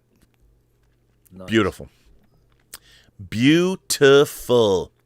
And then, of course, Shocker. Again, we've talked about this before, but they've released more specs on it, and looks pretty cool. That's from, of course, Shout and Scream. Then we come to Eureka. Eureka is putting out this Horrible History. Now, I don't know much about. I don't know much about this. This is 4 films. And I don't know much about it, but Horrible History, 4 Historical Epics by Chang Che. Often described as the godfather of Hong Kong cinema, Chiang Chek made nearly 100 films during a long, storied career, spent at the Shaw Brothers studio, where he directed such landmark films as The One-Armed Swordsman, Five Deadly Venoms, and The Heroic Ones. Many of his films drew upon Chinese history for inspiration, and many of them were based on real people and events. Eureka Classic presents 4 of his best historical epics in this limited edition set. And why not? So there you go. And I think that, yeah, you've got Marco Polo, in the Pirate. And the Boxer Revolution. So, this sounds really interesting to me. Yeah. So, hey, why not? Totally on board with this one. And then, of course, Eureka is releasing a very favorite, The Secret of Nim. They're putting out. So you get The Secret of Nim. And, of course, this was a groundbreaking animated film. And Don Bluth, this was his first foray. He left Walt Disney Productions to establish his own animation company. And I really like this movie. Of course, I saw this in the theater. So it's cool to be getting The Secret of Nim. Then we got from Kino Lorber coming out Harrison's Flowers, which has a great cast. Andy McDowell, Elias Koteas. And we have one of the guys who speaks a role in True Noir. I was going to say that. David Strathairn is in this movie, who also stars as Frank Nitti in True Noir. From the Nathan Heller casebooks, of course, this is the project that I am directing and producing and editing that is based on Max Allan Collins, who, by the way, we talked about his movie Blue Christmas coming out next couple months. And by the way, if you want to pre-order True Noir, and we'll start releasing it next month, toward the end of next month. You can still pre-order it at the Kickstarter page at truenoir.co. You'll go right to the Kickstarter page. You can pre-order it and pre-order things like the soundtrack and the script book and all kinds of things. So David Strathairn is, yes, indeed. Thanks for pointing that out, so I didn't have to. In Harrison's Flowers. So there you go. And once again, go to the True Noir Kickstarter page, because why not? Now, here's a movie I don't know anything about, but based on this cover, hey, look at that. Good girl Jane, who looks like she's a bad girl. And this is from Tribeca Film. No, a release of Sarah Elizabeth Mance's Good Girl, starring Rain Spencer, Patrick Gibson, and Andy McDowell. Failing to find intimacy in her broken home, a lonely young girl falls hard for a charming drug dealer and becomes entangled in a meth ring run by L.A. teens. Sign me up. Because, I've always wanted to be part of a meth ring, run by L.A. teens.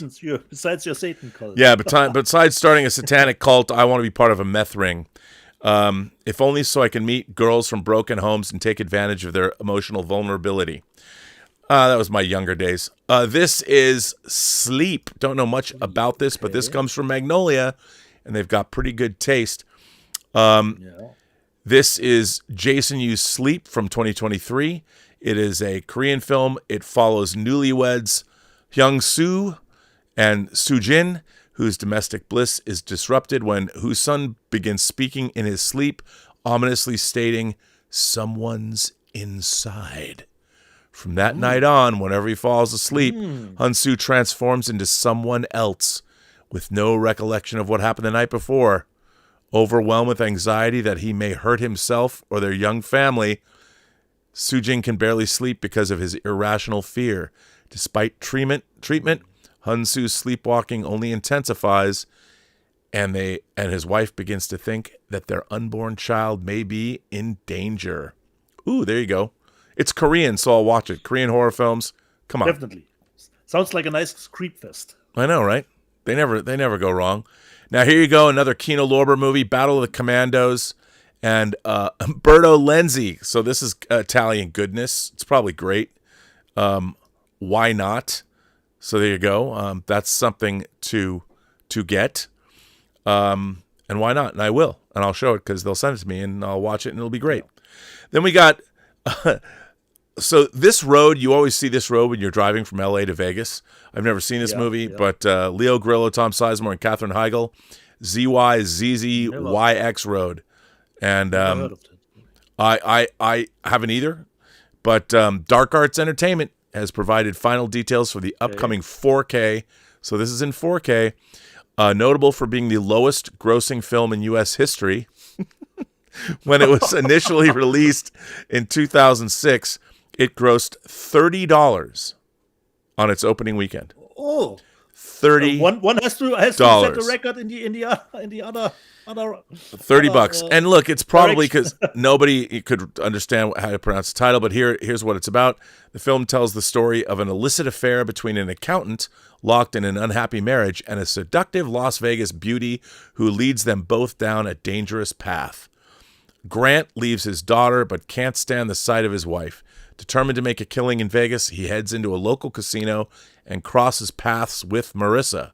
Before long, the pair are back in Grant's hotel room where things quickly get hot and heavy, but it all goes wrong when Marissa's violent ex-boyfriend, Tom Sizemore, crashes through the door in a fit of rage. When the smoke clears, Joey is dead. Determined not to spend the rest of their lives in prison, Grant and Marissa plot to bury the body on ZYZZYX Road. Why would you bury anybody on a road that everybody remembers? Everybody remembers when you drive to Vegas this road. Yeah. When the corpse goes missing, the couple starts to question whether Joey was ever really dead in the first place. They get their answer when Joey mysteriously reappears, resuming the fight under the dark desert sky. So, hey, there you go. And I just want to say, as far as Katherine Heigl's invading my life, I bought, Katherine Heigl has started her own dog food company, and I was sucked in by what she had to say. So I bought a lot of her premium dog food. I haven't received it yet. It's supposed to ship out in the next 48 hours. So better be fucking good, Katherine Heigl. Because if it is, I'll buy this disc and I'll come back and review it and give you more. We'll kick in $20 each, and you can have $60 or $70, depending. That's the gross. You get half of that. Make a road trip to Siggy Road. Siggy Road. Kind of like the yogurt. Yeah. So now this is interesting. Evil Does Not Exist is coming out. Yeah. Now this is coming out. Janus Films, or Janus, the Janus Group, Janus Films and Criterion are putting this out. And, their Criterion is starting to collaborate, and Janus is putting out more modern movies. So, this, I can't wait to see this. I haven't seen this. Yeah, but I told you, Rob, it pissed me off. I know, it pissed you off. But it's from the director of Drive My Car. Because the movie should have 100% verisimilitude, as you always say, Rob. But it dove off a cliff at the ending for me. But I will tell you when you watched it what didn't work for me. Well, I'm gonna watch it. I'm gonna get it. Yeah, sure. I like Drive My Car. The Beast is coming out, and Criterion and Janus Films is I want to say Janus, but it must be Janus. Whatever. It's that it's a Greek thing. So this is a science fiction movie which I haven't seen. By the year 2044, artificial intelligence reigns, and human emotions are a liability that must be surgically removed to produce a more pliant workforce. But this procedure triggers Gabrielle, Léa Seydoux, to experience haunting memories of her past lives as she encounters different incarnations of her paramour, Louis. First in Belle Epoque, Paris, and then in 2014, Los Angeles, as she once more undergoes the pains and pleasures of romance and rediscovers what it means to be truly alive, Gabrielle awaits the erasure of her humanity with growing fascination and dread. In his most ambitious film yet, visionary director Bertrand Bonello freely adapts Henry James' novella The Beast in the Jungle into a powerfully stunning science fiction labyrinth that is metaphysically mysterious as it is emotionally powerful. I do not know anything about this movie, but that's right up my alley, and Léa Seydoux is certainly up my alley. And don't know anything about it, but that's a must-buy for me. Yeah. Look at her face. 5 stars from The Guardian, Rob. God damn, do I love her face. And then we've got Candy Mountain. Candy Mountain is coming out. This is there's a new 2K restoration coming from Film Movement. This is from 1987. It is the 1980s in New York City. A struggling deadbeat musician named Julius has fallen on hard times. With no guitar, band, or paying gigs, he cooks up a get-rich-quick scheme to find the legendary yet elusive guitar maker Elmore Silk. Considered one of the greatest luthiers in the business, Silk's disappearance from the scene has only made his work more coveted by musicians and executives looking to make a buck off his name. Julius agrees to track the man down and sets out on that road. Meant to be a simple journey upstate, Julius stumbles down a long, winding road full of dead ends and wrong turns toward an eventual revelatory conclusion in the Canadian wilderness. Well, I'll watch that. I've never seen it. I'd never even heard of it. But hey, it's Kevin J. O'Connor from the Mummy movies. I know, you gotta love it. You gotta love it. And then, of course, Umbrella releasing some local horror. Metal Skin. Creep, and a movie I've actually seen that I really love. Yeah. Severance. Totally. Severance is awesome. And then Hounds of Love, which I haven't seen that. And then I think I've seen, but the cover is strange. Yeah, Lars and the Real Girl. So those are all coming out from Umbrella. I love Umbrella titles. I love their special editions, but goddamn are they expensive to import into the U.S. Yeah. But I do love what they do. You go, Umbrella. I mean, the Caligula box set's coming to me. Thesis is coming to me. And then we've got, look at this. Yeah. The 20th anniversary Shaun of the Dead. Steelbook. I love this movie. Looks great. Oh, come on. Me too. I love Shaun of the Dead. Edgar Wright. What a banger. What a great movie. You know what's great about this movie? This movie works as both a comedy and a legitimate horror film. I like the fact that I think of this movie as canonically in the same universe as Dawn of the Dead, which I'm sure Edgar Wright would feel good about. So I'm really excited to get this. It was one of those movies when you thought we have seen everything, considering zombies, the undead, and then came Shaun of the Dead. So much fun. I love it. There's a great Prince joke in the movie too, and I love that. And then Kino Lorber. I love Rob, how the discs look. Like a vinyl LP. Oh yeah, like when considering the one joke where when they're throwing that's what I mean, the Prince throwing vinyl. And then Kino Lorber, God bless Kino Lorber, putting out in 4K William Friedkin's Bug, the first of two films written by the great Tracy Letts, adapting his play. This movie's crazy. I love it. And apparently they couldn't release this before Friedkin died because he wouldn't sign off on the remaster, but now they have it. It's coming. And great to see this getting a release. Very excited about this one. Because I love my William Friedkin.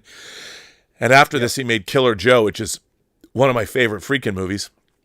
Also written by Tracy Letts. So good. Then 101 Films putting out the documentary When We Were Kings, which is about Muhammad Ali. This is a great fucking movie. Great movie.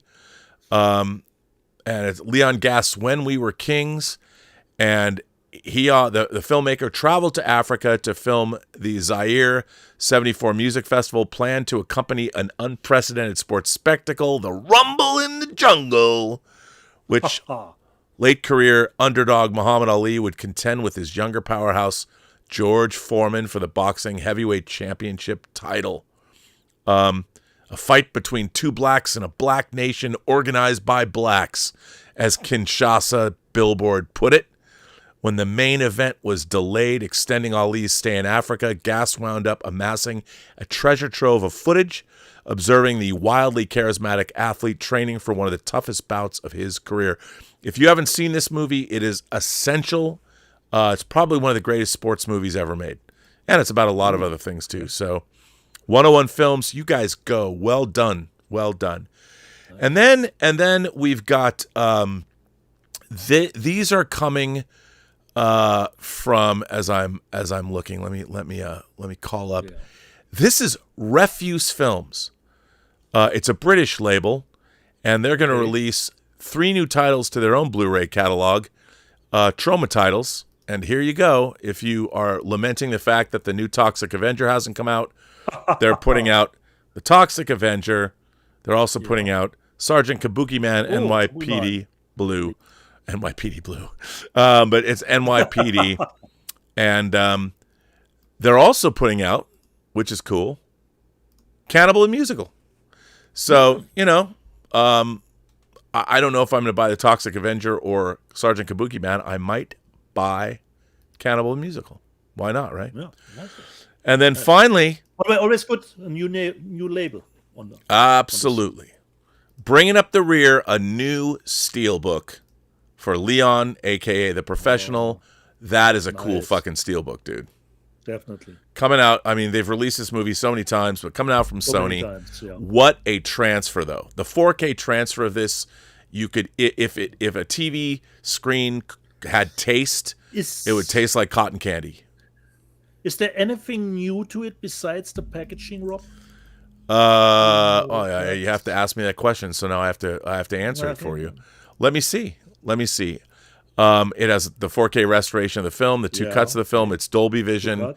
It doesn't look like there's anything new in it. Okay. But I love this cover art. Looks dope. I like, you know, it really looks good. Yeah. And I love it. Now let's see what the sales figures are. For now, every time I go to a website now, you see this? I click on whatever. No. Is this like some AI generated version of the story? This started happening 2 days ago. I don't know if it's happening to you guys. It's happening on all my browsers in whatever website I go to. And then if you click on this again, it goes back to the website. But I just want to show everybody what this looks like. So these are the top selling Blu-ray discs for the week. Inside Out 2. Horizon, an American Saga, number 2. You go, Kevin Costner. Kingdom of the Planet of the Apes, Late Night with the Devil, Knuckles, The Walking Dead, The Ones Who Live, Furiosa, a Mad Max Saga, and awesome. I know, right? Kill, the Garfield movie, and Civil War, which has a great documentary from Charlie Lazarica. So get that, and then we've got the 4Ks. Inside Out 2, Horizon, an American Saga, Kill, Kingdom of the Planet of the Apes, Beetlejuice, the original, Wind River, that's pretty cool. That the Dark Knight trilogy, probably again a re-release, Furiosa, Mad Max Saga, The Lost Boys, that re-release, and The Batman. Michael Keaton is in the zeitgeist, in the air and everywhere. And finally, I've been seeing people. Could it be through the Penguin, Rob? That the Batman is. Yeah, I think so. I think that's. Oh, yeah, Batman. That's why the Batman. I was thinking Michael Keaton because of Beetlejuice, but no, the Batman is the Batman, not Batman. The Batman is the Matt Reeves Batman. So yes, absolutely, they probably re-released the Batman. I already have a beautiful box set from the UK, thanks to the lovely Emma Bannon. So the Batman, it is. And by the way, I keep hearing people talk about my beloved Second Sight. And I see this news about Possession floating around. They announced this over a year ago. So I'm sure we haven't heard anything since, but they've announced it. And, you know, Second Sight will sell no wine until it's time, kind of like Paul Masson, as Orson Welles used to tell us. But when we are going to get news on this, I can't wait to buy this. I bought this already. There's 4K versions of this out already, but I'm waiting for Second Sight, even though I already have bought like 4 versions of this movie. I love this movie, and there you go. So, Deets, that, my friend, is the news. It's fit to print. And we have a lot of super chats, Rob. Or some. We have some super chats. Should I go to super chats? Let's see what we've got. The Wolf from Heart. Sorry I'm late, Rob, but I got the Hitcher 4K in the mail. Wicked psyched. Rescue Dave Filoni's dog. I don't know what that is. I haven't got my Hitcher yet, just so you know. From Second Sight. Did you get your second? You didn't get your Second Sight, the Hitcher yet? Yeah, I wanted to save it, Rob, and say, dick, you're such a and dick. Say that I have a cat in the back left that I totally forgot to show. You know. Are you telling me? Holy Grail. Are you telling me you've never seen this movie? Of course, I've seen the show. Okay. I wanted to present it. Just I forgot I have a cat in the bag left. A surprise, Rob. A surprise. Of course. And wow. considering, Rob, I bought. I couldn't wait. I showed the French version. Yeah. And it just shows you, Rob, 4K is not equal 4K. Because I wasn't too thrilled with this transfer. Even in the beginning, the black levels were not that great. But here, after 2 minutes, I knew this was going to be different. Dude, that's what Second Sight does. They spent like a year restoring this movie. Yeah. That's why Second Sight, if Second Sight were a girl, Second Sight would be Farrah Fawcett Majors. The thickness of this book. Dude, look at that. Look at the thickness of the book. That's what she said. Comes with it. And I love the smell in the evening of new Second Sight. Oh, release. I'm so jelly. I got it on Monday. It came in on Monday. So a thick book inside of it. Then we have, of course, the 2 discs in Digi. Okay, and Blu-ray. Then we have here the screenplay from. Wow, Eric read screenplay. That's very cool. Yeah. So probably, Rob, this is why you didn't get it. Don't send me your scripts. And the thing said, okay, hold it. And of course, the cards that are in it. Just see if I can get them out here. Easy. But really, Rob, transfer is great. There's only one scene, but it is the same in the French version when they are at the diner, and the scene with Rutger Hauer at the table, and when C. Thomas Howell comes in, there is some aliasing effects on the windows, but they are in both versions. So even with the best restoration, some stuff you just can't fix anymore. Right. Oh, I can't wait to get mine. Yeah. And Rob, this is totally a movie you read on the page and say, yeah, it's fine. It's a B movie. But it's just elevated from Rutger's performance. Oh, and the way it's shot. From the score. And for me, it's always, it has this end of the world feeling, with the score from Haitium. So it has that cool vibe to it. So on the page, it's probably read like a normal, nice B movie. But it's all about how to translate it into an awesome product. And there's a great new interview with with Robert Hammond on it, where he goes into a little bit of the stunt work, where the director of photography was almost getting his head cut off, and the stuntman said, "What do you want? Everything has gone okay."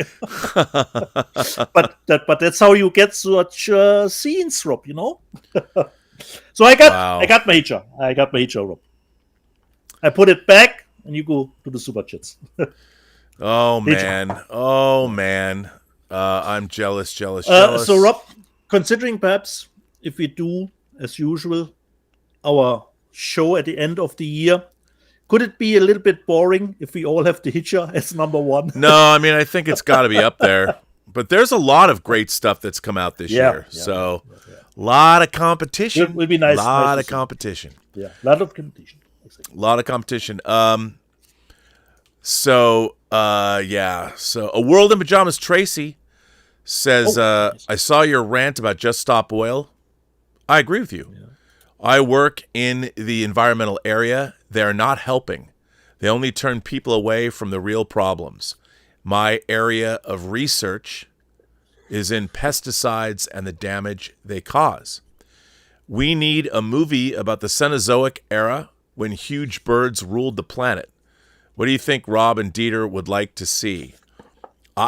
Hey, man, if I can see huge birds rule the planet, I'm in. Count me in. Or if I was in London, I would like to see huge birds rule the planet, and it'd all be chicks in Russ Meyer movies from the 60s. That's what it would be. Huge birds ruling the planet. But I'd have to be British. So you want to see Quetzalcoatl, Quetzalcoatl. Q, Larry Cohen's Q. And what I like, Rob, what I forgot, it's not just it's a completely slip here. So it's not only like drive, so you can use it. You can reuse it. Yeah. Use it. Exactly. Got to keep those. I like that. 100%. Now, Telly wants to know where his X-Men Origins Wolverine is in 4K. Well, one of the problems with that is it's a Fox title, and where is it? They haven't really done much with their catalog. Maybe Sony will make sure put out a new X-Men box set, perhaps. Yeah. Could be. Tracy, World in Pajamas, says, when you are free, Google, I don't even know how to pronounce this word. Yeah. Google phoric acids. I'm not sure if that's how you pronounce it. Let me look. I'll Google it anyway, and let's see what that means, because it sounds like a Let's Get Physical Media word. Oh, terror birds. This is awesome. Wow. Is that what she studies? I don't know. So it's Forest. I can't even Forest. I can't even pronounce this word, but the term is terror bird. Colloquially known as terror birds, they are an extinct family of large carnivorous, mostly flightless birds that were among the largest apex predators in South America during the Cenozoic era. Their definitive fossil records range from the Middle Eocene to the Late Pliocene, around 43 to 01 million years ago, although some specimens suggest they were present since the early Eocene. They ranged in height from 1 to 3 meters, 3 to 10 feet. One of the largest specimens from the early, I can't pronounce all this, a Pliocene of Uruguay. I can't pronounce all these things. Let's just make it. It was once believed that they became extinct in North America around the time of the arrival of humans. But I'm telling you, here's a horror movie. Like, if these birds come back, I'm in. So. Were they never featured in any of the Jurassic Park movies? They should have been. If they weren't, they should have been. Star Wars Lego Rob has become an imagination connoisseur. Nice. Now, we also have a tip coming in from Stubble McShave. Yeah. And Stubble says, concerning your Empire of the Sun story, if you had accepted the proposition, you would have had an even better story to tell. Well, could be, but I might not have been able to live up to the legend. So now it's all speculation. So at least I couldn't have disappointed anyone, which is always a good thing. So there you go. So, Rob, if you want, you can take a short break. I would delve into the live chat. Okay, then I'm going to take a quick short break. So I leave it up to you. Give me at least 5 minutes. Previously on Let's Get Physical Media. Tom Jr. Texan says, great, Dieter is making the show late again. No, last week it wasn't on my end. It was on Rob's end. And Danzig 1979 says, Steels is carefully selecting which Hunger Games steelbook to display behind him. Too many to choose from. Actually, Danzig, I don't have, considering Hunger Games, I have many copies, but not that many steelbooks actually from the series. I should change that. But they brought out that nice complete box set with the 4 steelbooks. Red French Moon. I see a leader behind Dieter. Man of taste. Well, I'll take that. Paul and Brunotto. I have the Blu-ray steelbook of Bang Boom Bang. Thank you, Dieter. But Paul, hopefully you will get your code-free player to play it because I need to know what you think about it, and if it works, considering the humor. Humor is a tough thing. Perhaps it works in Germany, but not in America. But I think it is more general in Bang Boom Bang. Kevin Browning. Free Enterprise is a terrific movie. I bought it on DVD on eBay. I was curious and couldn't take it anymore. I loved it. So, Kevin, your check will be in the mail soon. Victor Fontaine. I see that a Leader 4K 2. I have the Steelbook 4K that has the 3D and Blu-ray in it. Yes, they had back, I almost said back in the day, but they always were when 3D was still strong and 4K is coming. Always this nice packages where you have the 4K, the 3D, and the Blu-ray, so all in one. Speaking of the substance, Altmetall says, it's not over, just like Return of the Kings, considering it did go on and on and on. Danzig, 1979. I think Dieter probably is used to strong German beer and would drink Rob under the table. No, I wouldn't, because I'm way out of training for that kind of mission. Kondo 007. Where can you see Substance on streaming? Max. Not in the moment. It's still a theatrical release. You have to wait. And considering Neon, should be on Fox then. I have no idea. Perhaps Disney later.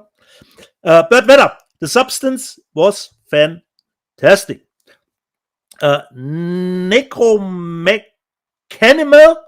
In the Substance, do Elizabeth and Sue share consciousness? I say no, but it only makes sense that they do, or nobody would keep using it. As far as I understand the movie, only until the point where she gives birth to the Margaret Qualley, to Sue. Up until that point, they're both the same. But what they are doing in the week, that's only for themselves. Garrick Kruger. Margaret Qualley is killing it with her movie choice. Yeah, she has totally a great year. Major Chai Chai. I'm not into body horror either, but it is a well-crafted film. And the Alex Sorba says, excellent, as that is what matters. But better, we need movie to go all out with the physical release of the Substance. Click. And he means, of course, movie company that put out Holy Spider will, of course, releasing the Substance. Altmetall. I love the atmosphere and mood of the Batman movie, and the Penguin catches that too. That's nice to know. I'm still having to see the first episode. Adventure Square asked, isn't this one available from 88? No, Bullet in the Head is unfortunately not available from 88. And he says, we need new transfers of these Wu classics. Definitely, but as far as I know, that's tough to do. There's some stuff with the rights of those movies which seems impossible to resolve. Altmetall. I love Torso, but I'm not sure if I need a 4K of it. Steve Geiler. The Substance is coming out on 4K in Germany. That is correct. There's already a pre-order possible in Germany for a media book. Steve Catanio. I can't listen to your guys' podcast. My internet connection is so horrible. Not versus. Gotta get a new provider. Hopefully, we'll get to that. The Alex Sorba. Dieter says, never seen a rotten movie, but I think he may have a very low bar.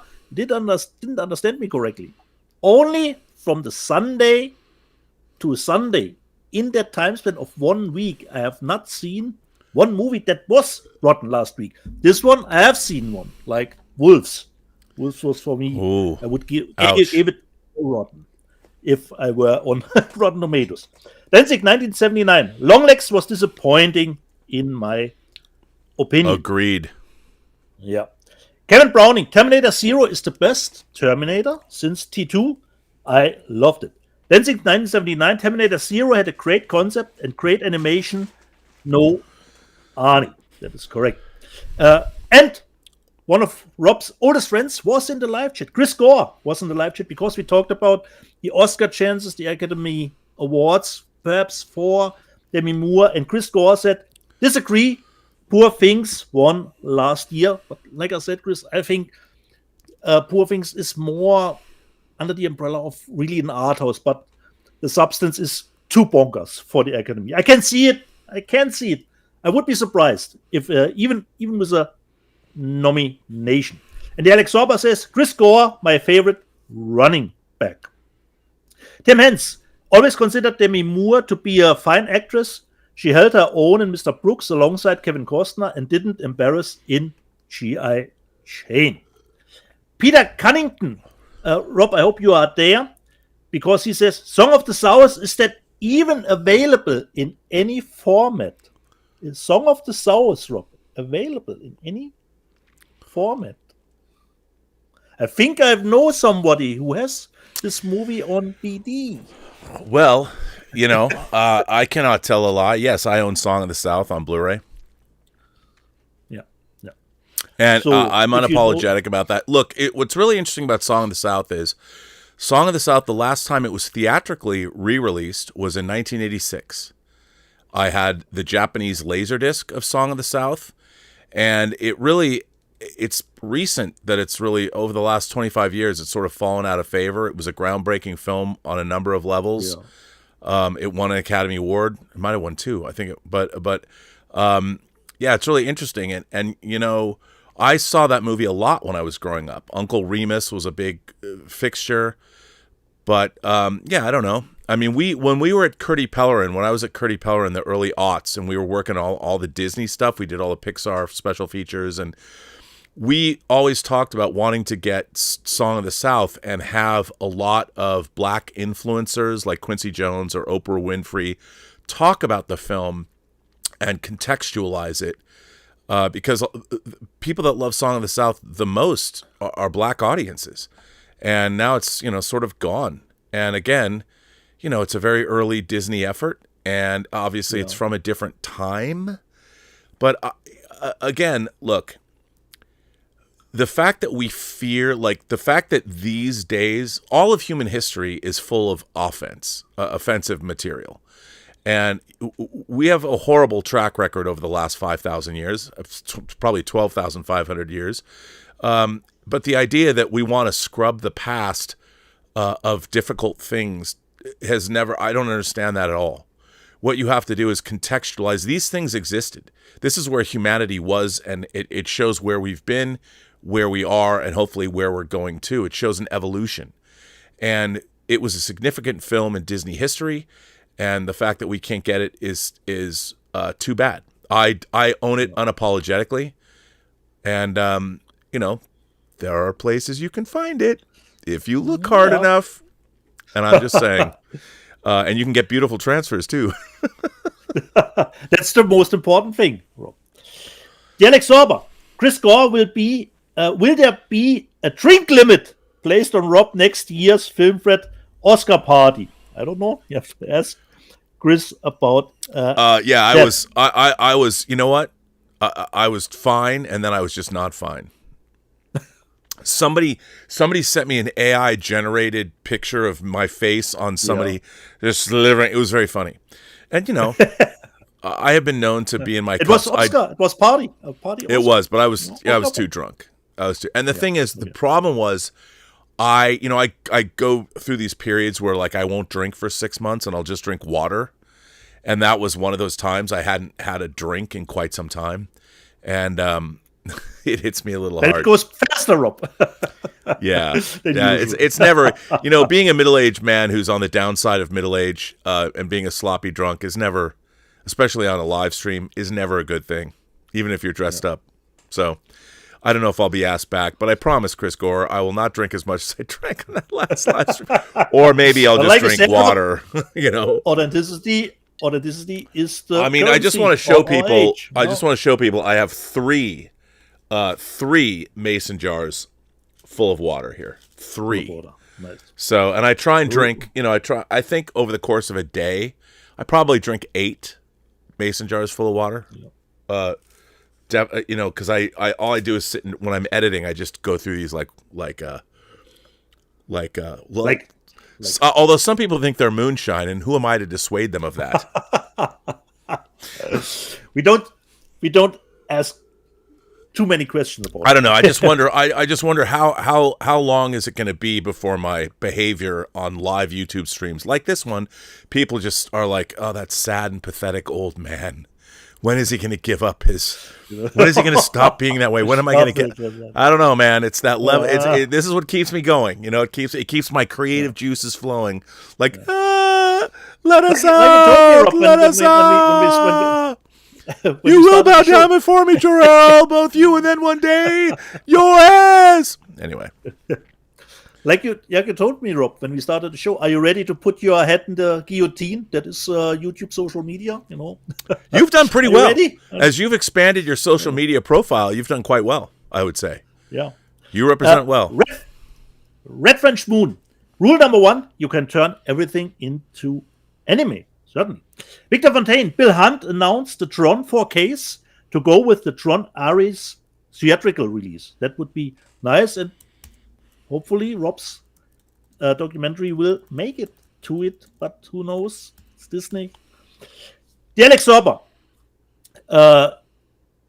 It seems German media books always look so good, but Altmetall says, don't be blinded by some good German media books. There are a lot of bad ones too. Exactly, Altmetall. Altmetall says, this one has Morricone music, I think. Yes, actually. La Marginal, Jean-Paul Belmondo, has Ennio Morricone music. And I was quite surprised that the action scenes almost had none score to it. So it was quite strange to me to don't give the action scenes a little bit more drive to it. And Rob, we all know, said David Toohey, B-movie director. And Mila says, I was an F-movie director. Not a B-movie director, an F. In someone's mind, you were a B-movie director. Yeah. Every F movie has a B-movie fan. Yeah. Victor Fontaine. Got the Turbine 4K of Pitch Black and now the Chronicles on 4K. Now need Riddick to get a 4K. Exactly. Yeah. Adventure Square, I gotta get Eastern Condors. Yeah, you need to. And Tim Hens asked a little bit, Rob, The Hunted, was Friedkin essentially doing First Blood, wasn't it? In a way, yeah. Yeah, I would say that. It was close. Yeah. Kara Hughes, I do have to thank Rob for getting me into the actual physical media. Mostly books more than DVDs, but I think the premise still applies. Certainly. Definitely. Adventure Square, I'm a Quentin Costner fan for life, and so is certainly Rob. Tim Hens, glad Horizon is doing well on physical media, criminally ignored on the big screen. Huck's Pop Culture Cafe, I can't wait for Galaxy Quest on 4K. Fingers crossed the transfer will be great on that one. And then, not only Chris Gore was in the live chat, Dave Parker was in the live chat too. Because we had the idea of you and Beelzebub, Satan, doing a little bit talk, What is your story, Satan? Come on my show, let's talk. And Dave Parker Oh my God. I mean, can you imagine? I would love that. Yeah. I would love to. A lot of people, Rob. That was the topic in the live chat, you and Satan. And Dave Parker says, Rob would be the only being to ever wear out the devil by talking to him. This is one of the best comments I've ever read on the live chat. Chief Running Mouse, there you go. God bless you, Dave Parker. God bless you. Yes. And Major Chai Chai says, R&B's Late Night with Satan. And Cast Grayskull says, hello, Dark Lord, darling. Is that, this was a question to Dave. And Dave Parker said, maybe Satan can be the new co-host for Midnight Metal. Certainly. No Money G. I would love to see Rob talk Satan into the ground talking about Star Trek. That brought to me the idea, it's not Satan, but Rob knows William Sadler. Dave Parker knows him. We will get him in, the Bill and Ted outfit. and then he plays Star Trek Trivia against Rob, and he Death. goes, "That's 3 out of 5." You know. I would like to take the time to point out that Bill Sadler plays the former Vice President of the United States, General Dawes, in True Noir, The Assassination of Anton Cermak, a 10-chapter fully immersive audio drama written by Road to Perdition writer Max Allan Collins. And if you want to, right now, you can go to truenoir.co and you can pre-order the amazing... By the way, can I just say... Yeah. I will say this. I did allow Bartos, who's been doing our great posters, I let him listen to the first 12 minutes, and he said, "This is amazing." And so he was like the first person that outside, I mean, even though he's doing posters for it, he said it was amazing. And I'm like, okay. So your first little bit test audience here. Yeah, I mean, I played a little bit on the member call, but this is much more refined than was played on the member call. So, it's I'm very excited. Very excited. And now I have to disappoint Dave Parker because he asked in the chat, did Dieter see Chaosium? They played in his town. Unfortunately not, Dave, because I didn't even know they were playing in Saarbrücken here at the garage. But they were just a part of a 3-act billing, and they were the first one. They probably played perhaps just half an hour, I would think so. I unfortunately have not seen Chaosium. I didn't even know they were. They're really good, though, dude. They're really good. Because back in the day, Rob, as just say, like an old man back in the day, considering concerts, I only knew what was coming up through, posters that you've seen. But now these days, you probably should, if you're a fan of a band, be on their webpage to see where they are. I was going to say, there's this newfangled contraption called the internet. Yeah, I know, Rob. You can follow your favorite bands. So, yeah. But back in the day, you saw, posters. Oh, what is coming? What is coming? I didn't even know. Look, the one band in my life, if I could see one show live right now, I would see Juno Reactor. They did a lot of music for the Matrix movies. Yeah. Okay. I am such a Juno Reactor fan, and I'm going to go and see if they're still playing. Look, I'm going to go to their website right now, and I'm going to find out they haven't come to the United States. Okay. Which is very sad, but let's see. Juno Reactor News. Look, I can just go here and find out. Wow, there's a vinyl release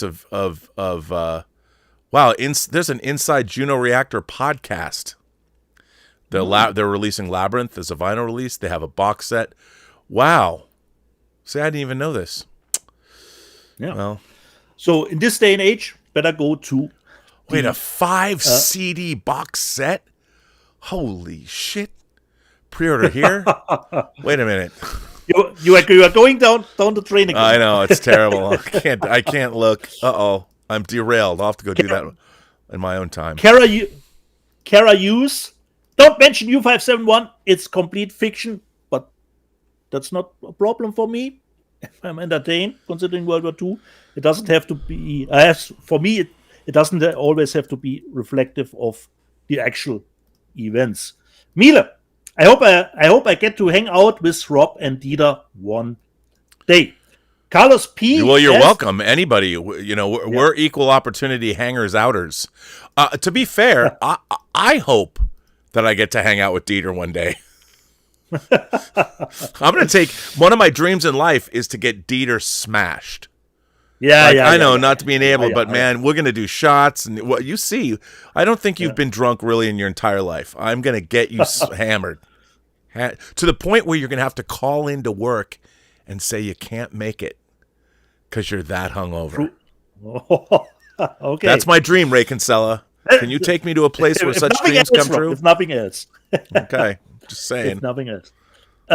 Carlos P., do you have that video of you falling asleep? I don't think Rob has that anymore. Yes, edited that stuff out. You know what? I don't think I took it down. Did I take it down? No, didn't you edit it, Rob? Just the part where you. I don't know. Everybody's taken. I mean, Tom Jr. Jackson has done some pretty funny memes of it.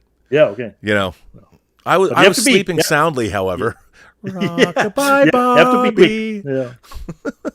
German Nightmare, 1976. Catching up quickly, and boy, did I laugh out loud at throwing your tagline at having Satan on the show. Every person you meet, that's story to tell, even Satan. Love it.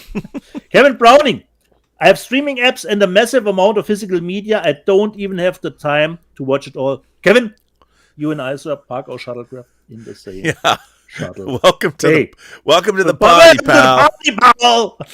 Paul in Long Beach. Holy cow, Rob is having a personal moment. This is really, Paul? A personal moment? I don't think so. Wait, this is a rare one. Isn't this entire channel is me having a personal moment?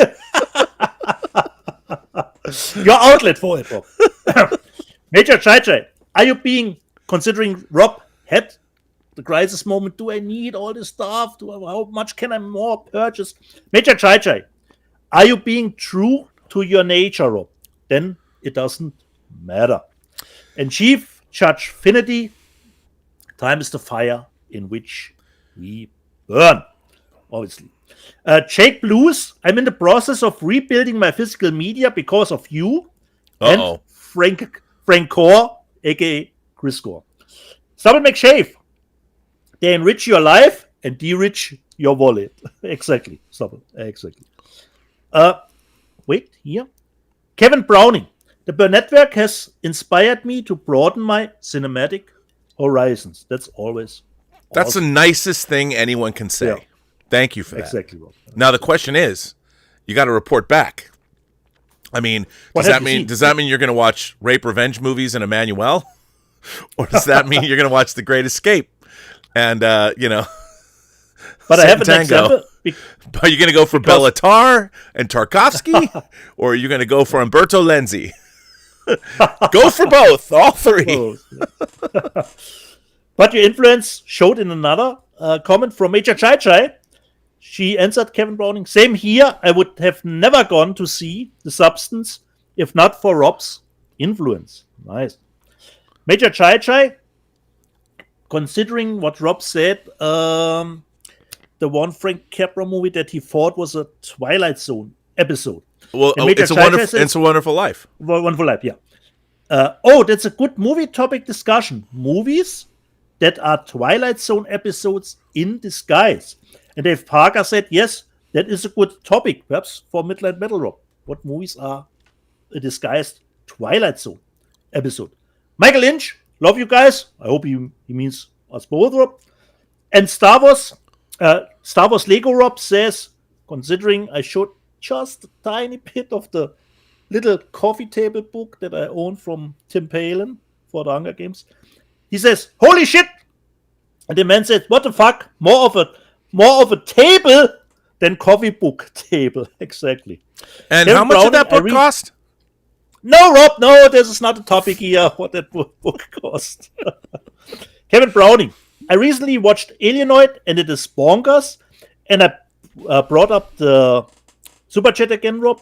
Considering Jason Webster, I bought a Blu-ray copy of the South Korean sci-fi Alienoid Return to the Future, and when I read the Super Chat again, you are right, Rob.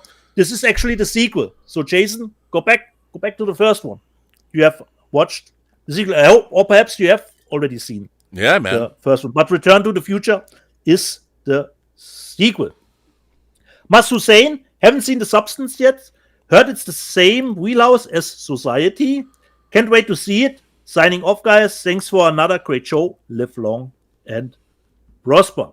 Tim Hens asked, why did Sue leave Elizabeth's body on the bathroom floor for an entire 7 days? Well, she had better things to do than to take care about that old hag, Albedal. Substance is coming in 4K in Germany, we always said. And he says it seems directly from Mubi. Okay, that would be... Wait a minute, you guys are getting... Does that mean I have to start ordering, go to Diabolic DVD and order The Substance in 4K? It will come out in Germany in 4K, but we will see. It certainly will come out in different countries in 4K as well. I would just assume that. Pete and Card, Scanners was a must-watch home video rental. It was. And that was the live chat room from last week. Well, that's a fine live chat, sir. And it's always entertaining. I mean, we always joke about it, but I'm always entertained.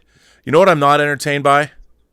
I'm not entertained by. Oh, hang on a second. I was going to say, wow, there's a lot of things that have come in. World in Pajamas. Tracy says, I'm an evo biologist, but study in the environmental sector. You are correct, Dietz. By the way, Tracy's always sending me. I don't look. One of the things I have not fully comprehended or internalized is that people send me messages on Instagram. And Tracy sends me a lot of messages, and I always forget to look. The same with WhatsApp, Rob, the same. I know, because I don't, so I apologize. But Tracy always writes really interesting stuff to me on Instagram, and I feel like she sent me so many more messages than, I want to say, Tracy, keep them coming, because I really appreciate everything you send me. And like Dietz, one day you and I are going to get hammered. I can't wait to hear all the weird scientific information that's going to blaze forth from you. And it's going to be amazing. That's going to be part of, look, if True Noir makes money, it's not for free. You got to listen to it.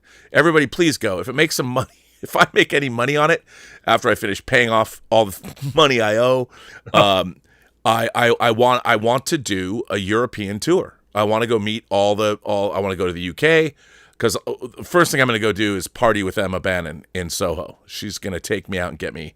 I don't know what's going to happen. I want to wake up and ask her, what happened last night, and just feel all the pain in every part of my body, but in a good way. So blackout, Rob. Yeah, no, it won't be. I'll vaguely remember. I'll have like, in movies when people remember their past, like in the Bourne Identity, I'll like be going, what happened last night? That's what I'm planning on. But A World in Pajamas said that, so thank you for that.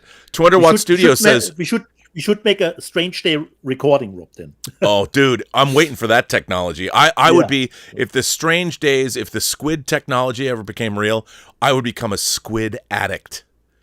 Squid addict. Oh, my God. 200 Watt Studio says that Sugarland Express is underrated. Now, we're getting that in 4K, I believe. Yeah. I love Sugarland Express. That was Spielberg's feature, before the feature he made after Duel, but before Jaws. Bring it on. Tracy, World in Pajamas, says, I know scientists who worked on the old Walking with Dinosaurs and Mammals series. One of them was one of my teachers. I loved Walking with Dinosaurs. That was a great series. Now, once again, people have to taunt me and make me feel bad. Both Secular Monk says, happy birthday, Rob, and Free Enterprise needs a 4K. And No Money G says, so glad we're finally getting that 4K of Free Enterprise. Is that becoming? Can't wait. Great show, guys. I can dream, can I? Yeah, you can dream. I dream all the time. Look, it's embarrassing to me that Free Enterprise was one of the last laser discs ever produced. And it was a banger DVD when we did the Anchor Bay disc.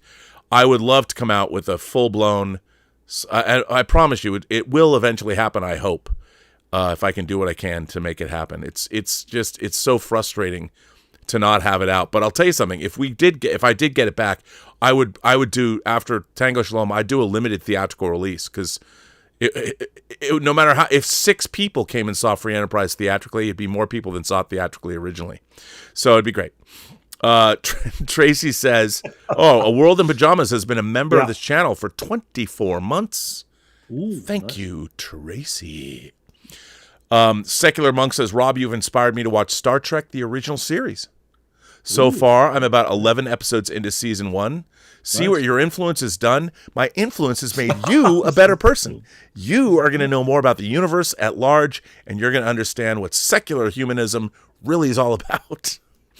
I'll tell you one thing. If you're a Star Trek fan, you will not throw soup onto great paintings and great works of art. I can promise you that. Melee says, thank you for saying that about my movie, Rob. Cannibal Campout. There are positive reviews out there, but you and Dieter sit through it. But can you and Dieter sit through it? I doubt it. Laugh out loud. Well, listen, Melee, that's a very backhanded way to get promotion for your movie on this channel without paying for it. But you know what? I respect that. Everybody should go see Cannibal Campout. Because you know what? Great. You got to respect somebody who made a film. And you got to respect somebody who's using us shamelessly to market their product. And I'm there for it. Any filmmaker that has made a movie, I don't care if it costs 6 cents, $6, $600 million. You made a film. You know what? And making a film is an inherently positive act because 1, it requires work. 2, it presupposes an audience exists.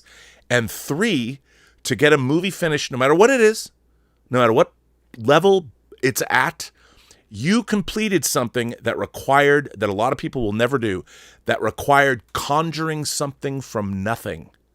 So even if people love your movie or don't love your movie, it doesn't matter. You did it.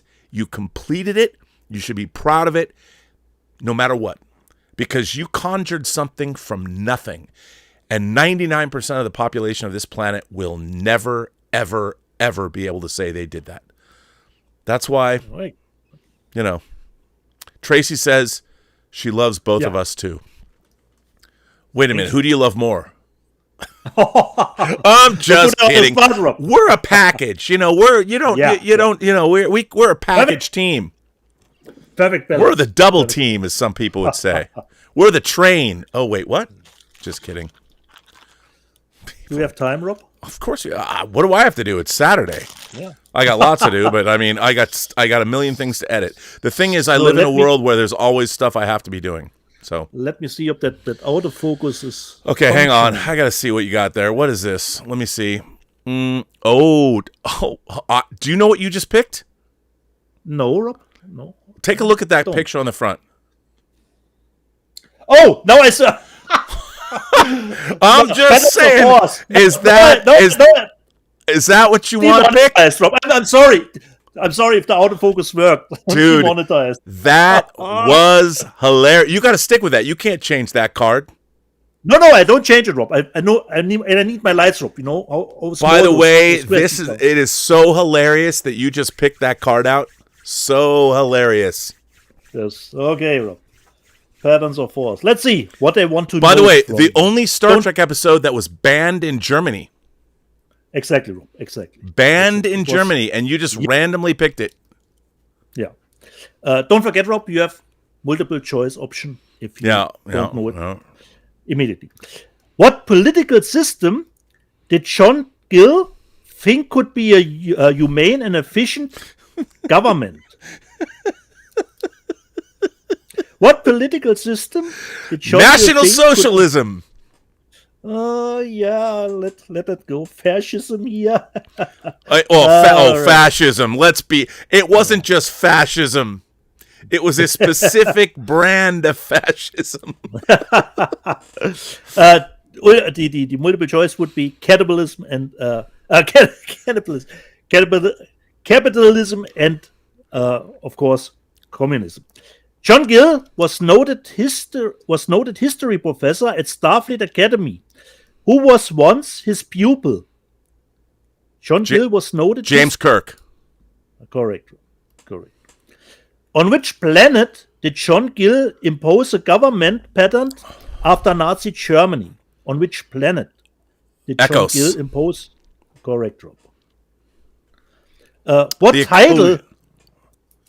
What title did John Gill give himself on Ecos? What title did John Gill give himself on Ecos? Supreme Chancellor?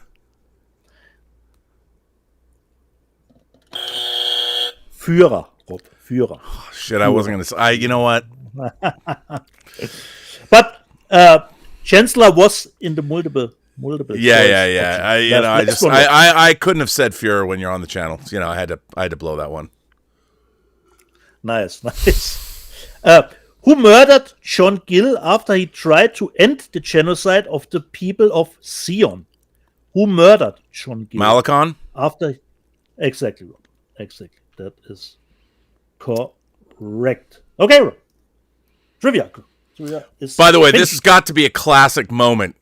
You just randomly pulled out Patterns of Force. That's so small. That's so small, the small sticker here. But no. Thank God YouTube can't see it.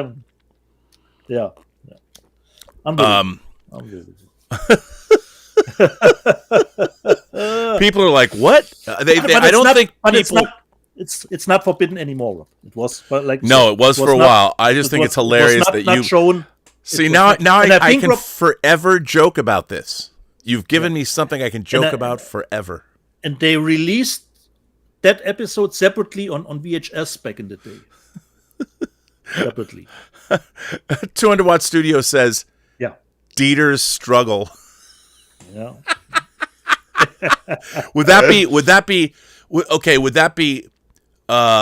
I guess you wouldn't say it because you wouldn't be talking about it in the third person. Dieter's struggle. So you instead of Mein Kampf, you would say Dieter Kampf. Okay. Dieter's Kampf. Yeah. Dieter's Kampf. But you know what the funny thing is, Dieter's Kampf would be about how do you resist buying more trashy movies on disc.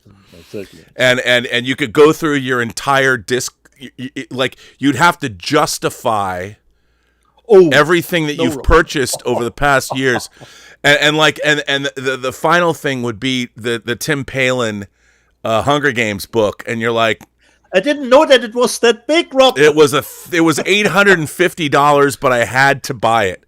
That's what Dieter's struggle is. You know what? We'll get SWAC props to make Dieter's struggle as a book, and it'll be all the trashiest of the trashy movies that you've bought. That's what it is. But you told me that the book has not become a Schnäppchen. That's at least the one thing. No, it's gone up in value. It was an investment. Yeah. But you're never going to sell it. No. You're never going to sell it. And I was happy that because for me the name Tim Palin, I didn't know him, but you knew about him and his stuff. Oh yeah, well because my ex-wife worked for Lionsgate. And knew Tim Palin and worked for that whole team. So, yeah. Nice. Channel Surf says, Song of the South in 4K. Don't shoot the messenger, Disney. Okay. Song of the South 4K is available on Amazon. Probably an upscaled version from the Japanese Laserdisc, but it's just $24. Now, no. I don't think the upscales. The Japanese Laserdisc has burned-in Japanese subtitles. Yeah. So the version that I have doesn't look like an upscale. Yeah. Because it was probably, or maybe it is. I don't know. I would imagine because Song of the South was probably broadcast in Japan or something. I don't know. But wait a minute. I got to see if this is true. Because if it's true, let's see. I'm going to order it. Just take it, Rob, and I said super chat from Miele. Meanwhile, I don't make any money from it, from Cannibal Campout. I don't own the rights to it. I received a single check in 1988, and that was it. I would never try to rob. Try to rob you, Rob. So, wow, there's a Song of the South Blu-ray from Spain too. From Spain, okay. And by the way, this Song of the South has 4.6 out of 5 stars. Nice. I'm buying this. I'm going to buy this right now just to see what it is. Is there a label that we know attached to the Spanish? Oh, I don't know. I'm looking at this clearly bootleg 4K. And by the way, I am not condoning this behavior. I really am not. I just want to say... Tim Mann says in the live chat, I buy a copy of Dietz Trash Kampf. Trash Kampf. That's the name of the book. Yeah. That's the name of the book. That's the name of the book. Trash Kampf. Trash Kampf. Yeah, I think that's definitely the way to go. Trash Kampf. And Song of the South is a 4K? Did you order it? That's what it says. Okay. Is perhaps, but the rights is Disney worldwide, or is it? Oh, dude, whatever it is, it's got to be some. Okay. Here, I'm gonna look at this and see what it says. So I just hit click. Song of the South. Okay, it says 4K Blu-ray. It's funny because it says I've purchased this. What is the description?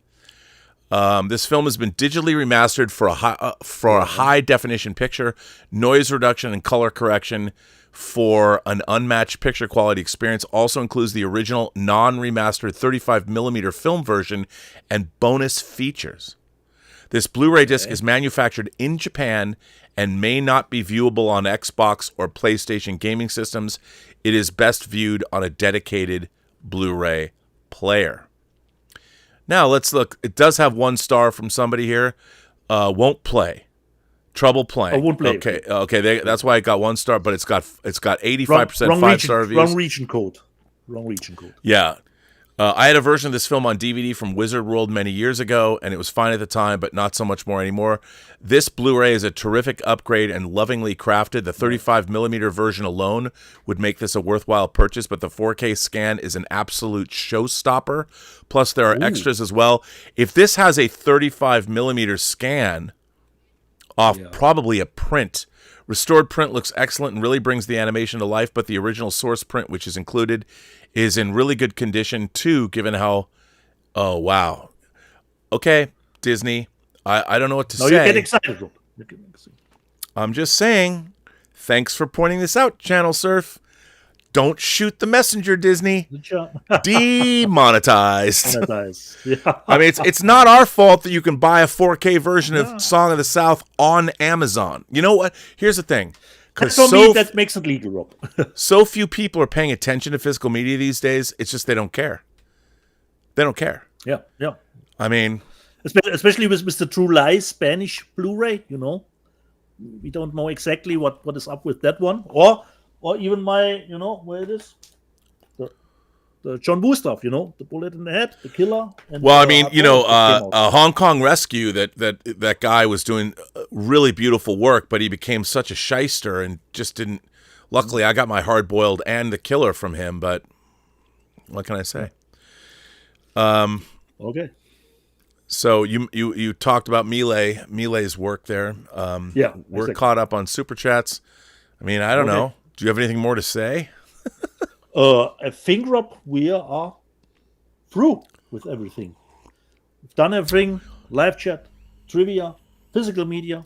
Talked, unfortunately, just briefly about Megalopolis because we don't have seen it. Will you go tomorrow, Rob, on Sunday? Yeah, I probably will. Now that we aren't doing a show, got to find out when the Seahawks. Are you game doing is, your observations about it?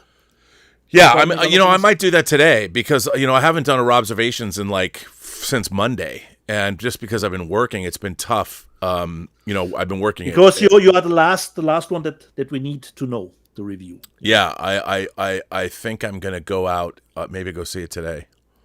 Yeah. Why not? Because it's only it's middle of the day. It's 2:00. It's all good.